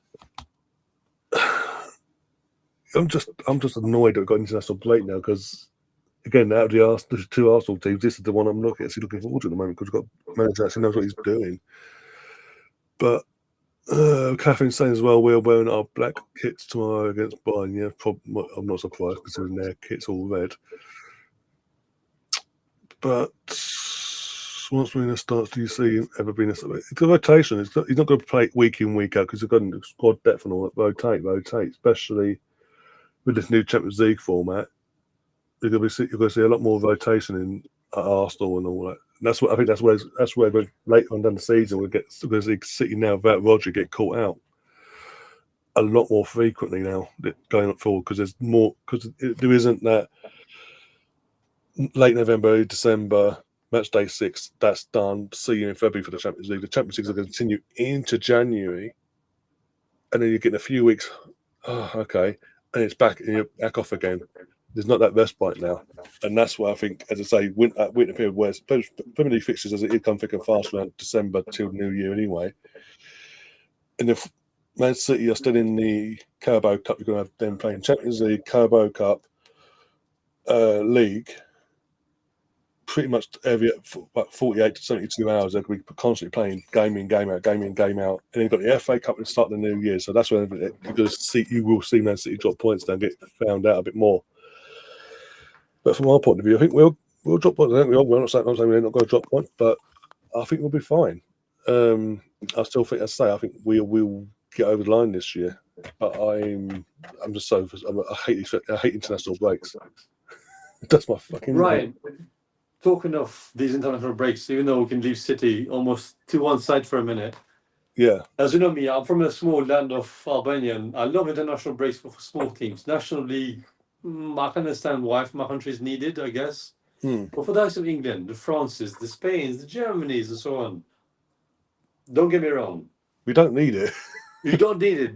Belgium need it. I'm sorry, I'm nothing in Belgium. Please, guys, I'm nothing in Belgium. They're rebuilding. They need it. Yeah, a bit like Man United, basically. That's what they're doing, I think. But it's like, tell me one thing, and please. Also, as well, the way he set up Nations League is done the wrong times of the year. Like, as you know, as Arteta himself, we go to an international break just when we're like up here, like cloud nine at this present moment, sorry. And I'm like, why now? Why not do it just around before Christmas time? Have a bit like winter break for the Premier League if they give us another one, because it kind of helped last time a little bit. It benefited us a little bit almost. As you know, certain media darlings didn't like it, because obviously Arsenal kind of picked up a little momentum and then learned to do the homework. And then they thought this Dubai trip apparently was a bit of a mystery, how we went to Dubai pre-season. Remember the certain Mr. M's, outlets, to name a few. What's his Arsenal doing in Dubai? I'm thinking, what's that got to do with you? He worked wonders, didn't it? That the little spark of Arabic influence probably gave us a little lift. No, Arsenal went to Dubai. What could they be doing there? What's going on? And I'm glad nothing bad came out of it, apart from certain. I feel sorry for him again. I'll mention his name. Ben White, his England career doesn't look like to be in the right track again. With Lee Cos, they're not being very supportive from I see anyway. Is this Steve Holland? I think the coach that kind of doesn't see eye to eye with. Yeah, that's the one that fell out with. Yeah. Is this still in the England setup? I think he left. No, yeah, he's left because it's Ashley Cole. Part of Lee Carl's team is Ashley Cole and someone else. Ashley Cole I can forgive Ashley Cole, but I can't forget it, despite what's out there, because as you know, I have some bits to say about Ashley Cole, but I don't want to attack him personally, but because he was the one who said about the Invincibles book, because I've got it in the first edition somewhere, which I need to read. Oh, why was my name left out in the Invincibles book? I'm thinking, man, the way you conducted yourself, he really did. In that tenure, you should know better how to conduct himself in the transfer saga when it came to Arsenal, Chelsea, tug of war. But anywho, there's that and the fact that literally ever since then, ever since he's retired, whenever Arsenal Chelsea play each other, he heavily backs Chelsea. Of course he did. I remember the cup final. Obviously, with behind closed doors, and he was literally there for BBC, and it was him, Ian Wright, obviously Lineker was host, Alan Shearer. And obviously, literally, Arsenal scored. Aubameyang scored the winning goal. And obviously, Ian Wright's there. The video's gone out. He's like, yeah. And he actually called it a face like smacked ass. But he said, "Why have I been left out?" Because, as you say, how he conducts himself at the time and since. He was married. As you know, and we're not to make it so political, but he was married to a wonderful being in Cheryl Tweedy. I'll say her family name. A wonderful person. A sweetheart, as we know by nature, and then he breaks her heart, and you think, dude, you're there as you are, and ironically, believe it or not, his England debut was 2001 against Albania of all countries, right? I mean, I should be really talking nice about him because he's a South London boy like I am by nature. Yes, he had a national break, against my country in 2001. I remember the game quite well a little bit, but I was very young at the time. I remember the 5-1 England Deutschland. Don't forget. That classic. Rest in peace, Van Goren action, because he did quite good stuff for England, as we know. Sadly, he couldn't pull all the strings by himself, but so they were talking to Benny White. You can see he's a trooper. He's a player that England need. I have nothing against Trent. Sorry, Liverpool fans. I have nothing against Trent Alexander-Arnold without saying anything bad about him.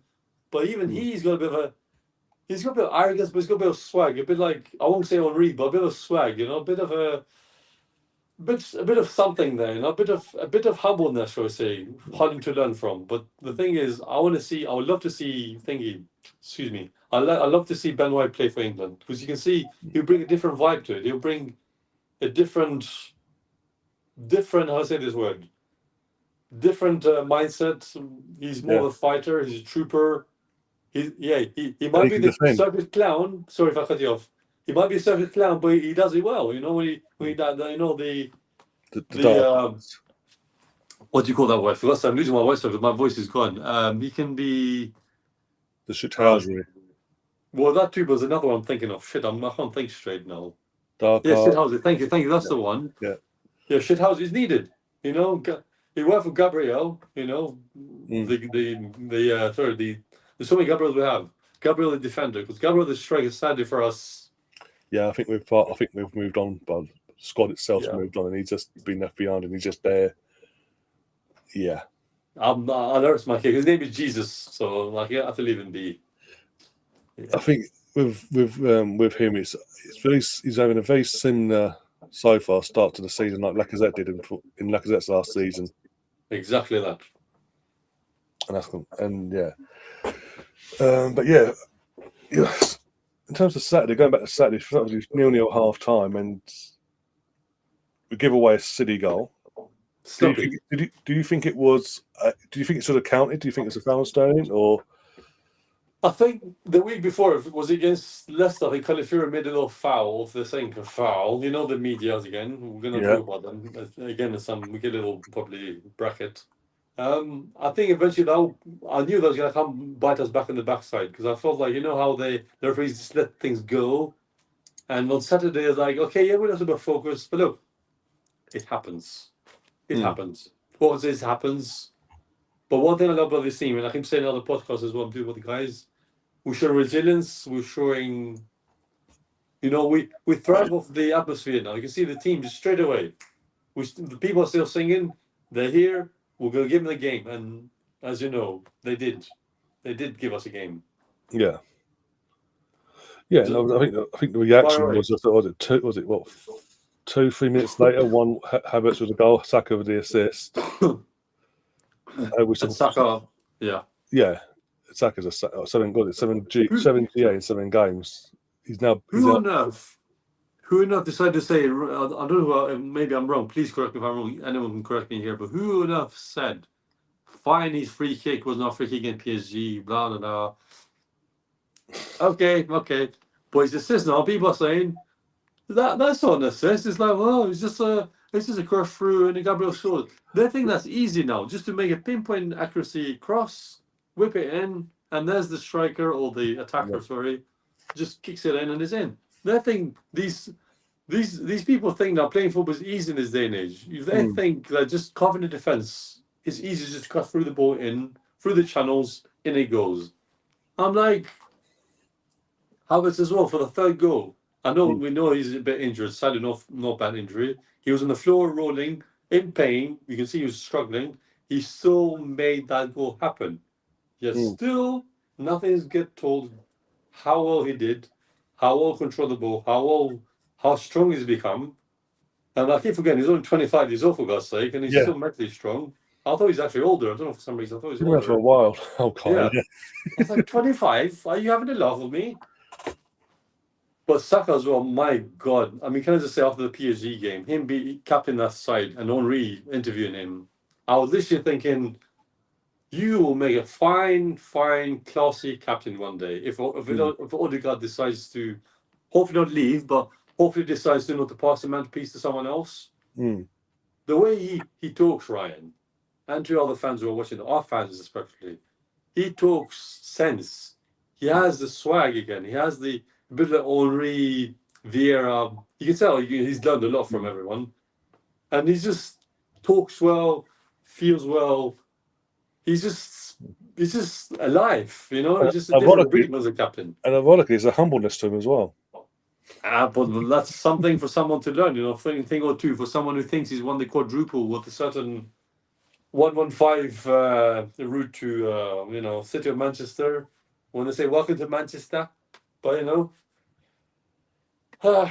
mean the humbleness. Yeah, you're right. He's got it, but certain players don't have it, which somehow I think Saka is born in the wrong generation for me because luckily we're having now, but I think he's born in the wrong generation.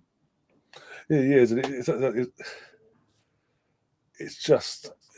again from our point of view, it's great to see one of our academy lads come through these last few years. He obviously, as we've said before, this lad carried his team at its back at its worst, along with obviously Smith. But obviously he played more games at that time from the age of 8. He came through at 17, 18. He came through under Unai Emery, and to say he just carried through the mess and the murk of what it was at the time.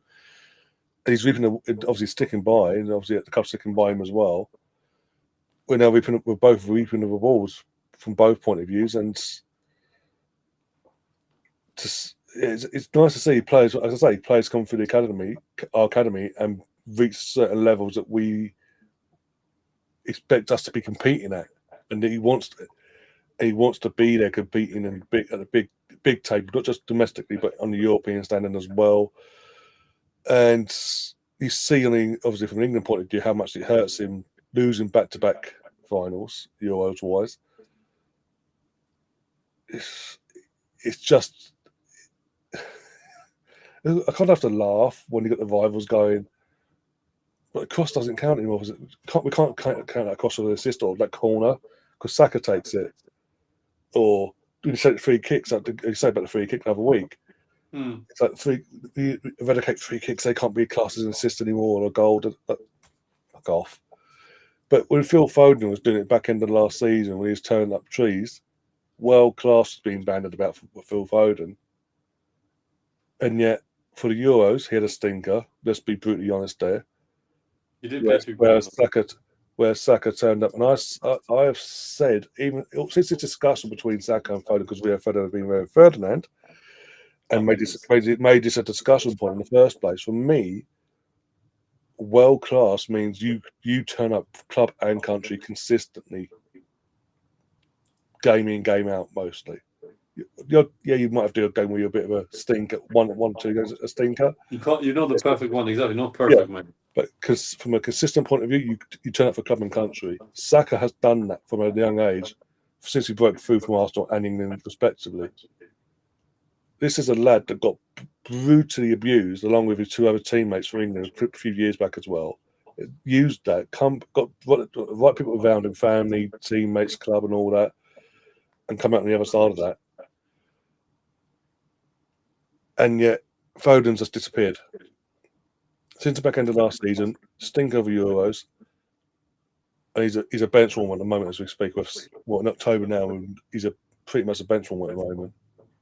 I've not heard much of him, barring playing a Farmers team last week in the Champions League.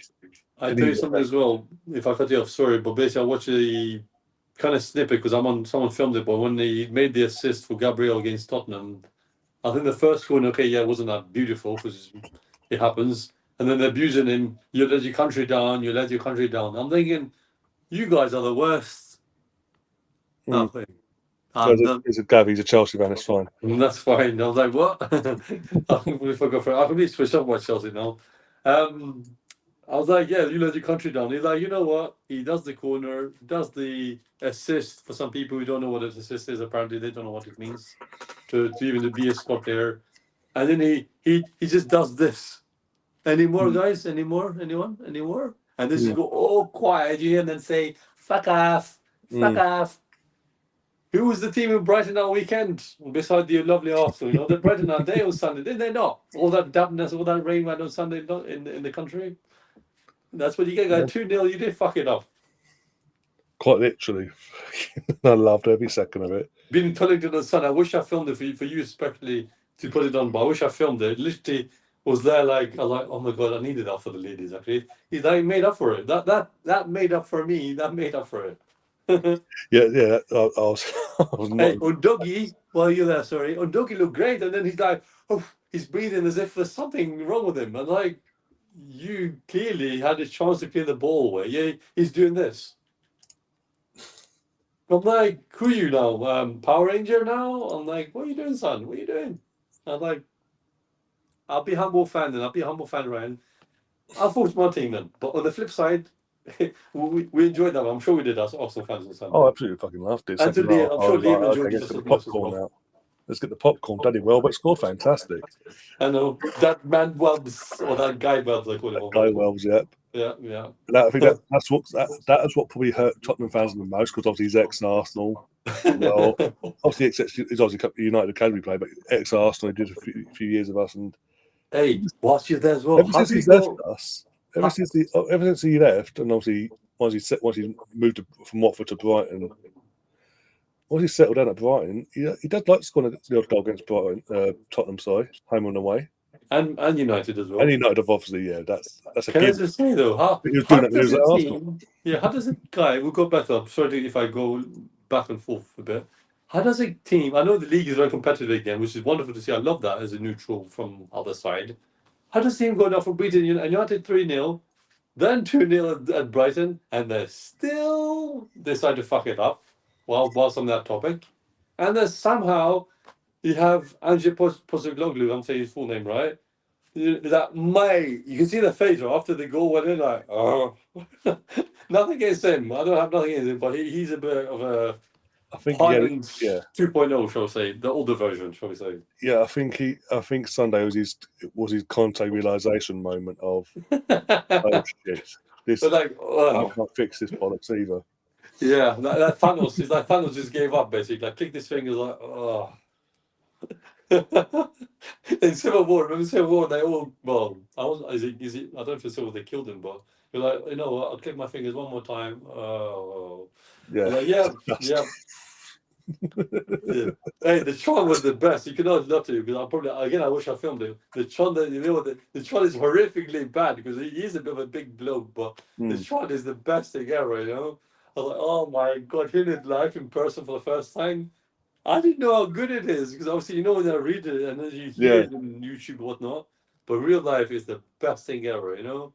And like, when you hear that "fuck you" guy, but I'm like, oh my god, I need to hear this again, you know. Oh god. How long do we give him till he has his Conte moment? That's a breakdown and says, I'm out of here. Maybe his first one in May. After Christmas, probably. Back in May, to go to the fans. I'm saying after Christmas, but bear in mind, he celebrated Christmas after us, because I think he's Orthodox, so he celebrated Christmas after us. It means maybe January, possibly. Oh, okay. He folks out. Yeah, because obviously we all know he had his little dig at his own fan base, and had pretty much when he did that, with one of them, like, you get in there. I want to win this game. I don't care. Get down from there. You see, you can't. Sorry if I can use that word now, but we'll give a past 10 o'clock, so you're fine. I make sure all the time. Yeah, just past 10. I can say the C word now. Get down from there, right? Get down from there. You're a Tottenham fan, not a City fan. Yes, I am. And then literally afterwards, it's like, I don't know. I didn't realise this was as much of a mess. I don't know. I can fix these foundations need dripping down from the bare bones again. And I was like, you just realise that now? What? Exactly. And when he said as well, he can win a title. Okay, if he does win something in his second season. And he says, I didn't say that. But man, you said it. You literally said before the ball was kicked. Before the ball was kicked, I always win something in my second season. Dun, dun, dun. Let's shut the front door. Not that shut the fuck up, but shut the front door. What are you on about, mate? What? Yeah, it's all well and good doing things at Celtic and the J League and in Japan and Australia and whatever, where there's no real competition. Come to a Premier League where there's actually competition, when you're up against the Man City and Arsenal, Liverpool. It's not so easy to win things in any season, really, especially if you're Tottenham. I mean, I keep saying it every now and then. The history of Tottenham, my friend. The history of Tottenham is killing me. As Chiellini said, the history of the Tottenham. And that's the first time I ever fucking played. I was like, yeah, the history. Even they fucking know in Italy that Tottenham's all about. Jesus Christ! No, but I keep saying every now and then. I said it on Sunday. I've been on this earth over 35 years, and in the 35 years of my existence, Tottenham have won an FA Cup in '91 when I was 2, and that's the only one they've won, and 2 League Cups. 3 trophies in my 35 years of existence, and they're a big club. Yeah. The last time they won a league title, my parents weren't even born. Well, actually, my dad was born in 61 when they went. So yeah, I'm thinking 61. I know about the history behind that one. But they're a big club, Bez. They're a big club.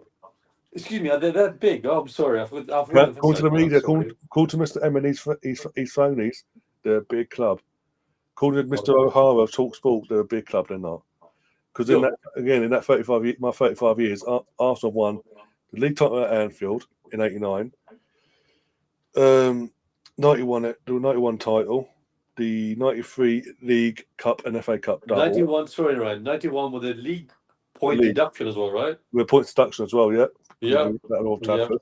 I have to emphasise that. The League Cup and FA Cup in '93, '94 was the European Cup Winners' Cup, '98. We should have won it in '95 as well, but we lost in it. Second season of Arsene Wenger. Yeah. '98 we won the League and FA Cup double. 2002 again, repeated the '98 feat. 2003 FA Cup. 2004 the League. 2005 the FA Cup. 2014, 15, 17, and 2020 we've won the FA Cup. Who's the big club here? Who's the real bottlers here? I'll say mind the gap. You know, as we say in London, mind the gap. That's what I'll say, people. Mind the gap. Yeah, I thought you were back, Gav. I thought Chelsea was back. Talking about fucking Chelsea. Oh, good. No, because they drew 1-1, didn't they, against 10 man. I'll tell Gav. Look, Forest gave them a game. Well, 10 man. Forest actually gave them a game on Sunday from us on the highlights. No, they did, and that's the thing. Again, I've said when I know we're going off topic in this podcast tonight, but when Nuno was appointed back in whenever it was last season, I said if he kept him up, he'd be a good manager for them. For the squad they have, he'd be a really good manager for them. And so far this season, he's proven me right. Obviously, he kept him up, last, but this season itself, he's proven me right. He's got him playing a style that is for the squad of what they've got, is what they can get the best out of them for. But at the end of the day, all these Chelsea fans that are beating the Conference League over there, playing Conference League-wise 4-2 last week, or whoever they've been, Wolves and things like that, teams they should be beating anyway in a normal day. And the one decent team they played this season, they lost to a match day one at Man City. They haven't really been tested. And even then, certain clubs have made hard work in terms of what's at Crystal Palace. Didn't they draw Crystal Palace as well? So home form isn't exactly great for Chelsea at the moment. We've got them in a couple of weeks' time, obviously, thankfully. After Bournemouth, I think. Before Liverpool? I don't know. They got Liverpool when they first week back. Then us the week after. And then we got Liverpool in the Halloween. And then we got Liverpool the week after. And Liverpool home. We got Liverpool home. Yeah. We're away. We're Liverpool home. Bournemouth away, I think. Newcastle away. Chelsea away. I still want to beat Newcastle away. I thank him that they drew with City, but I want to beat them Newcastle away this season again. We've got a good chance, but in terms of Chelsea, all I've had for the last month, Chelsea are back. We're in because they're a couple of points off the title. We're pushing for the title. Why can't we push for the title? Have you not seen yourself for the last 2.5 years? Yeah. Have you seen yourself in the mirror like Jonas basically? Also, your manager's not exactly great. This is a manager that Leicester City fans were rejoicing when he left. Literally, he started off again mirror to last season. When he was in the Championship with Leicester, started off fantastic first half of the season. They looked all but promoted, and then New Year's Day hit all the way until May. Their form fed off. If it wasn't for Leeds and Ipswich falling off themselves and not capitalising, Leicester would be in the Championship. Leicester City would be in the Championship still. He looks withdrawn, that man, as well. I mean, sort of Gav has to hear it from Austin perspective, but that man does not look very much, I'm going to say, engaging as well with the fans. He just looks like a bit very much hands folded as well, like a certain, Jonas again. We've mentioned a lot of that tonight. He looks a bit like like a genie. Just has no tricks up his sleeve. At least Arteta has tricks up his sleeve. Yeah. Not Gavin, but other Chelsea fans who are hearing this. It's almost like he's biding his time for a potentially bigger job to maybe come along, even if it is in League Two in Manchester next season. Oh, please. I have a lot to say about Man City, and as you know me, I've got my engine. Yeah, be saying we'll start wrapping things up because we're getting late. Yeah. The 115, the 115 bus. From London to Manchester, from London Soho to Manchester. Yeah. Well, maybe yeah. What's it? We can first of all take the bus and maybe FA headquarters, and then make our way up to Manchester, on the blue side. Yeah, hopefully, yeah. Good grief. Oh dear. But Also, as well, while we're here, I wanted to mention how now UEFA now have this stupid policy now. We can't name certain club stadiums of their sponsors. Emirates Stadium, R1, for example. It has to be the Arsenal Stadium. I'm thinking, for God's sake, Jesus Christ, who makes these rules, mate? Who makes these rules up as they go along now? Thing like, what is this now? it's literally that. As you say, it's like the PGM, the referee side of things. They make it up as they go along. But look, you can see other stadiums. Allianz Arena, Bayern Munich. Allianz Arena, Juventus. And well done Juventus for winning, because good on them. They won 3-2 with 10 men. Too great. And then you have, I'm sure, many other sponsored stadiums. Sure, we can say that. But when it comes to Arsenal and then to the 105 club, you can say the City Stadium, what it's called. But for us, it's like the Arsenal Stadium. I'm like, I like the sound of that. But when you have a sponsor on top of it, what's wrong with that? No, nothing wrong with it. It's just everyone fucking does it. Was it Bolton now? It used to be the Reebok and all that. Yeah, I remember the Reebok. Yeah, that memory. It's now fucking whatever it's called now. But yeah, it's just UEFA and FIFA and anyone else that's been greedy. But look, we can't make money out of it. So why are you? That's not fair. But no, leave them to it. Fuck it. We do our Too much going on with UEFA lately. Well, this is FIFA anymore, but UEFA does some stupid ass things. Oh, they're always bad at each other. Literally, none of them are perfect. Jesus. I don't know if I told this already, but I think I told Liam before my holiday, or maybe just when I was in my holiday. Yeah. Maybe we did a podcast together. In Albania now, just in the the south, in Budan, with the south, or that middle, there's a Man City complex training ground in Albania. I'm like, Silvino's had work done then. I mean, Silvino. Hey, Silvino, remember Silvino is our first team coach. Hey, what's the other one? Zabaleta is our second team coach. Yeah. I'm like, Zabaleta, okay, I'll forgive you. Okay. Silvino, yes, because he gave us that nice 3-year period, at least some memories. Yeah. Silvino's ex-Arsenal. He's okay. He's ex-Arsenal. He's cool. He's safe with us. But then I'm thinking, I hear about Man City complex training ground in Albania. I'm like, I literally just did this. I'm like, can I double check this news if I heard that correct? When you just hear something, you think, can I just hear that again one more time? I'm like, yep, I heard it correct. Why my motherland? Why not somewhere else? Maybe somewhere in Turkey, for example. Why Albania? I know why, because they want to do the little potholes of troubles, Yeah, so I know we want to wrap things up, but I've just clicked just clicked on something else in terms of more on Twitter. Please do. And someone's got a screen recording of his podcast for this week. Oh wow! And their comment, it's about a minute and a half. I'll put it on in a sec. I haven't listened, but the comment that goes with it is right. He just cooked Jonas in front of millions. Everything he says is spot on. So I need to hear more of his podcast. Yeah, I'm going on Spotify. I need to hear it. Share the screen. Share the screen. Sure. Hopefully it'll come out fine. But this is it here. One sec. Okay. Share the group as well if you can as well. I will. Let's look at sound. One sec. Sound is on. I think the sound is on already there. When you look at what we've got, what the team we've built, right? Honestly, Kafaji in that situation, I'm thinking, well, if we've got a player like Kafaji, then this is the perfect scenario to play her in. We look, for me, like a mid-table club. We got like a mid-table playing style. The way we play, the inconsistency of the way we play. We're playing like a team. A transitional team, counter-attack games. That's how a mid-table team plays. Right. You're at the Emirates against the team that's bottom of the league, and you're not controlling that game to the levels that's supposed to pull Everton all over the place. Can I just say, I watched Justin Van Havermet, the big number 8 at the back, and you can see that if you are going, I'm not saying she's a poor player or anything, but if you are going to look at this team and say, right, where can we then press and win the ball back? Then it will probably when she's on the ball.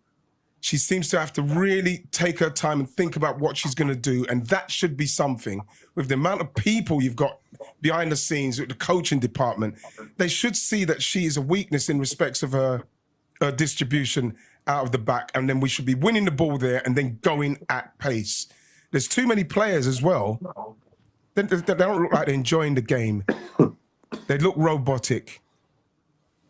You know, and we're talking about a stage of the season where the league form should be absolutely bang on and everything else just goes from there. Wow. I'll let you talk as well because I have something to click on gear about that, but wow. He's pretty much on our wavelength. I think he's not a fan of Jonas. Mate. He's tapped out. I mean, I'll let you speak. So I have so much to click on that as well. I'm glad you brought it up. We can go back to the lady segment again, but wow. Yes, I literally there was no intention of doing that. I literally just literally on Twitter. No, it's good. I'm glad you bring it up. I love Reddy's passion. Exactly. He's a passionate football fan, not just as a broadcaster as he's known now, but he's a passionate football fan as well. And as you said, I'll put that in the group chat in a bit as well. Please do. I'll keep that in mind as well. For I can relate it around myself with some other bits as well. Yeah, I'll pass it on to Lottie as well. I don't know if she's seen it as well, but yeah. I'll send it to her too if you don't get a chance to. But please, just share it anywhere. But literally, he is a more diplomatic. Word now. But a more diplomatic. That's it. But it's basically more professional way, so we say. Well, hit the nail on the head. Hit the nail on the head, pretty much. Yes. Yeah, nail on the head, and basically saying Jonas isn't good enough. The girls, we said it earlier.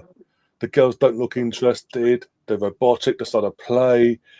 It's not of a team that should be of an Arsenal.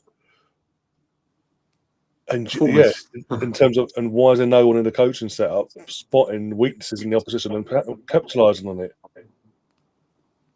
Mate, but also it looks as well like now just had a brain clicking something there. He looked like a steam train with no steam on Sunday. Is that fair to say without me saying anything very vulgar, like very sweary, very colourful? Well, that's as I say, even though we're past watershed, that's a nicer, calmer version of what. Yeah, you can see I'm trying to say something else in my head, but I'm trying to control yourself now. Please don't lose it. But one thing I'll say to them is this: Ian Wright is fabulous. Yes, he plays for Palace, guys. People forget. He's an Arsenal legend in many ways than none. He speaks from the heart. But right now, he says it correct. They were like robots. He literally didn't even drill them or oil them a bit with some sparkle. There was nothing there. I was always starting to tell myself, hopefully we'll turn out against Chelsea. And I'm not going to tell Gav because obviously he's just a fan. I'm going to be very, very fair now with that. But I'm talking about the clubs in that side of it. You tell me as well, and I forgot to say this. First half, first 20 minutes, the girl looked solid. They were going back and forth. You see there's something there. There was a shape. Then he told them to pressure a bit. You can feel that coming on a bit. Pressure was coming on. Free kicks were just, terrible. As I said already, no crosses. I'm not going to attack the girls in any shape or form. I'm sorry, but anyone will hear me say this. I'm not going to attack the girls. But what I attack them is, sadly, they're not made up for it. Not them, but they're not thrust upon them to give that little spark. And then I think I said, well, just before the substitutions, he put out this old FIFA tactic as well as, contain Everton, ladies. As Ian Wright said, Everton are not doing that great. I'm sorry, I'm not seeing the league table just yet. Everton are not doing that great, with all due respect. But come on now. We looked average. And when Everton went up to the last man on defence, as in ladies' defence, I'm sorry as well. Even Leah Williamson, when she came on, she was like, what do I do, Jonas? What do I do with myself? Or where do I go? What do I do? And I'm even now stuck. You telling me now you have a team who understands each other. Pretty much almost everyone in the squad speak English pretty good. Even Rosa as well, saying English is pretty decent for someone who just came into the club. Pretty much everyone speaks English pretty good. But it seems that Mr. Thomas the Tank Engine, there's no steam in you, mate. There's nothing there. No. Because my voice is going, I'll shout you than I usually shout. But honestly, I'll reserve my thoughts one more time. And I'll see how let's see how tomorrow goes. Without me being so pessimist, shall we say, all of a sudden. I know you're a bit more, well, I don't know if you say optimistic, but I'll be a bit pessimistic then if I can be. No, I'm just trying to hold something out for tomorrow because I've got to do a watch along for it. So I've got to feed. I've got to come in and be like, yeah, woohoo. If it goes wrong, Also, if all goes wrong, I'm putting a link in the group chat, and everyone, yourself and anyone can come on and vent off. I'm at that I point. might be in break because I told you I'll do late shifts. I might come on just want to say quick hello, like for like a few minutes, and say, look, That's fine. what's going on? Around if I'm on break around 8, it'll be great. So around 8, I can say, what's going on down there? You know. What happens? What do we Saturday? do today? Say again. What happened? What did we lose 10-0 Vine? Jonas.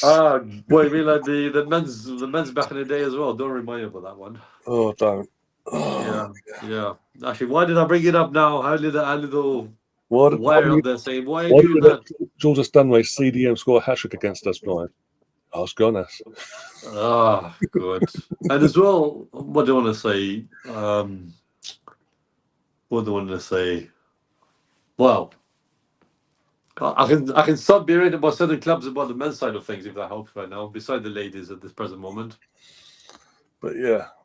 Oh yeah, that's it. Before I go off topic from the ladies to, if you want to talk about the men's a bit more, if we have a bit of time. But yeah, so with the ladies and those two, Jonas, his press conferences, as you said earlier, he seems to be very vocal in the press conferences, yet on the pitch, nothing there, nada. He seems to give a lot in the media, like, oh, this is going to happen, that's going to happen, this happened, that happened, this happened. I'm thinking, it's like you speak as you go along, but there's no action. There's no justification of your words, mate. You don't link what you're saying. It's like you link, like, how can I say this? One of the games I used to play, I forget the name of the game, but you link the keys, you follow it through, you click together. Yeah. I know you're about. You know which one I'm trying to talk. I can't remember the name of the game, but I must have played it somewhere. I still don't think, but somewhere. But Brian doesn't click for the life of me. It doesn't click. There's nothing there. No. You don't hear even the keys when they bang together. Like you don't hear the click, like ting. I'm like, Jesus Christ alive! Is this man? Sometimes I just think, is he a manager or is he a model? Because the way he dresses, I just think he's too busy. I think he's more interested in how he looks. Well, so he was wearing similar to mine, a hoodie because it was raining down there. He had a coat, a white shirt, 3 different colors, like a cardigan or some sort. Sounds about right. His fashion sense is all over the place. You can tell he's not a man who's just very organized in his head. Anyway, as a manager as well, man, his presence as well. His presence is shit. I'll say this right now. You got Arteta's presence when you see him on the sideline, even from watching from home. Arteta's presence has more aura about it. Of course, he played for us, as I know. Not for long, but he played for us, and he understands also DNA. But come on now, Jonas. You clearly got something. Utilize it. Yeah, as I said, he's Scandinavian. You got that so-called presence. He doesn't give it. He's got nothing there. I'm sure for a fact I've got more presence than him probably in a maybe, I don't know, in his sort of a box area, shall we say. And as well, you tell me he was wearing white trainers as well. I think he was wearing white trainers in a bloody football game as a first team coach. I was like, bloody hell, man, you're brave. In a rainy day as well. I know you saw it, but I was like, white trainers? Have you lost your marbles, mate? But as I say, he's more concerned about how he looks and what he wears, and he's fucking doing his job nowadays, and that's concerning. But let's have to leave him to it. Fucking pray for a miracle tomorrow, basically. But yeah, we've got about things like, because nearly 2 hours have been going, by the way. I know it's been more about ladies tonight more than the men. Sorry, guys. If you got a bit of our happiness. No, sort of diverting. Yeah. And again, I know we're not exactly positive when it comes to the girls. So it's not the girls' fault. We've made it perfectly clear. We've ram it home even now. It's one person on one person alone, and he's called Jonas Ideville. No, Thomas the Tank Engine. I told you. Thomas the Tank Engine. Or Thomas Jonas Thomas. Yeah. Either way. I'll let you rephrase yourself, but I'll call him Thomas the Tank Engine from now on. Watch. Yeah, we'll get all graphic sorted out and back behind us here, and we'll have Jonas Jonas's face on Thomas's. Yeah, it'll be like smugness. It'll be like old friend. what do I do, guys? Nothing against you, Liam, but nothing. What do I do, guys? Should I go the moody face, the angry face, smug face, Mm. the shitty face, about to shit himself? He looks like he's gonna shit himself anyway. And Jamie Dodger face. What? Yeah. yeah, but our Scottish friend, Jamie Dodger, exactly. Yeah. That's how I'll buy some Jamie Dodgers next time I get on. Hopefully, so I'll just be like, Jonas, this Yeah. is for you, mate. You want some? What gives you fucking energy? Yeah, plus his face on that with the Thomas the Tank Engine. So Jamie Dodger, Thomas the Tank Engine, steam trainers I mentioned. Bloody hell. Yeah. I can't believe we talk about more about ladies than the men's. For a first time myself, I talk more about ladies than the men's. Yeah, but look, it is what it is, and that's because it's more recent as well. I know the lads played on Saturday at the weekend, but because I was international break, and I was a girl play Sunday, it's more fresh. It's because it's more to talk about because it's the frustration of what's going on there. Whereas the men, we've touched on it, but it's been more of a positive spin because there's not much to say apart from being positive in terms of the lads are turning up, they're getting the result. Arteta's doing his job. We've got nothing to sort of complain about there to make it a longevity segment. Whereas at the moment, sadly, Jonas is doing Jonas's things, and it's making us have to talk about it a bit more than what we should do. So be equal 50-50. But as I say, it is what it is, and it's sort of interrupted the back end of the show. But I saw that thing and I thought, when I read it, I was like, I've got to put this out. I don't want to not say anything, listen to it and think, I could put that in there and made a discussion point at the end. So I'm glad you did. Don't worry. We'll talk about it again. I'm glad you did put that up, actually. Yeah, as I say, I've got the page upstairs and I'll put it in the group chat once we get off here. But Sure. yeah, that's it for this week. In terms of the All Arsenal show, we'll be back. Because the girls are playing, so it'll be again more women's space next week because it's international break for the men. So it will be back next week. Hopefully, Jonesy and G will be fully recovered and ready to go and take over the veins again, and we'll have a full panel. Hopefully, more positive for the girls. Hopefully, if Jonas gets his head out his ass, you never know. Other than that, tomorrow it's just going to be the watch along tomorrow because, as I say, Jones is not feeling too well, so obviously no wrestling show tomorrow. Just going to be the watch along, and then we'll just play it by the rest of the week. We're going to play by ear in terms of the other shows in between. It should be in, but we're going to play day by day on that. And Saturday, watching again, Chelsea.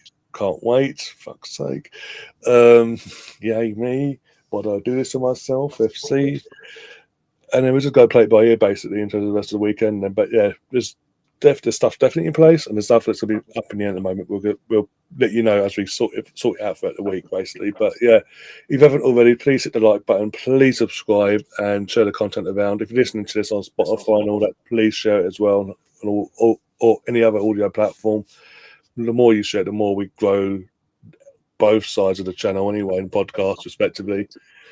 And get the voices out there, get the opinions out there, and get you guys talking. And apart from that, though, thanks, Bez, for popping along. Give me 2 hours. Pretty much 2 hours. 2 hours of your life tonight, especially in your condition of it. It must be a thing going about because obviously you mentioned Jonesy, G. You've got something. I've had a bit of a blocked nose. I'm 1 week in though. I'm 1 week in myself. Don't forget. Woke up 2-3 days. Sunday, I woke up. It's there. I know it's there, but it's not set in yet. And I was like, oh, fudge. But I'm taking my stuff. So I've got the nasal stick as well, like yourself. Your tampon, yeah? Your tampon. Oh, yeah. Just in case. I prepare. I literally, whenever I get the ink or something, I prepare. I'll get everything in place. I'm like, Same. Everything and off. Quick, takes hold. If I didn't take hold, we have a plan B, my friend. Not like some people out there. We have a plan B. We're ready. What life roses are, but some people don't have it, even though they get paid for it. Big money for it as well. I need to see his salary actually. That NF, shall I say now? Yeah, exactly. Yeah, yeah. We're going to get ourselves out of here. As I say, this podcast will be back next week, hopefully with the usual suspects all with us as well, fully recovered, and yeah, recharges. Don't forget to say recharge, my friend. Recharge and ready and raring, and either way, ready and raring to go. As I say, we'll see you soon, guys. Take care of yourselves, and as always, up the Arsenal. Come on, you Gunners.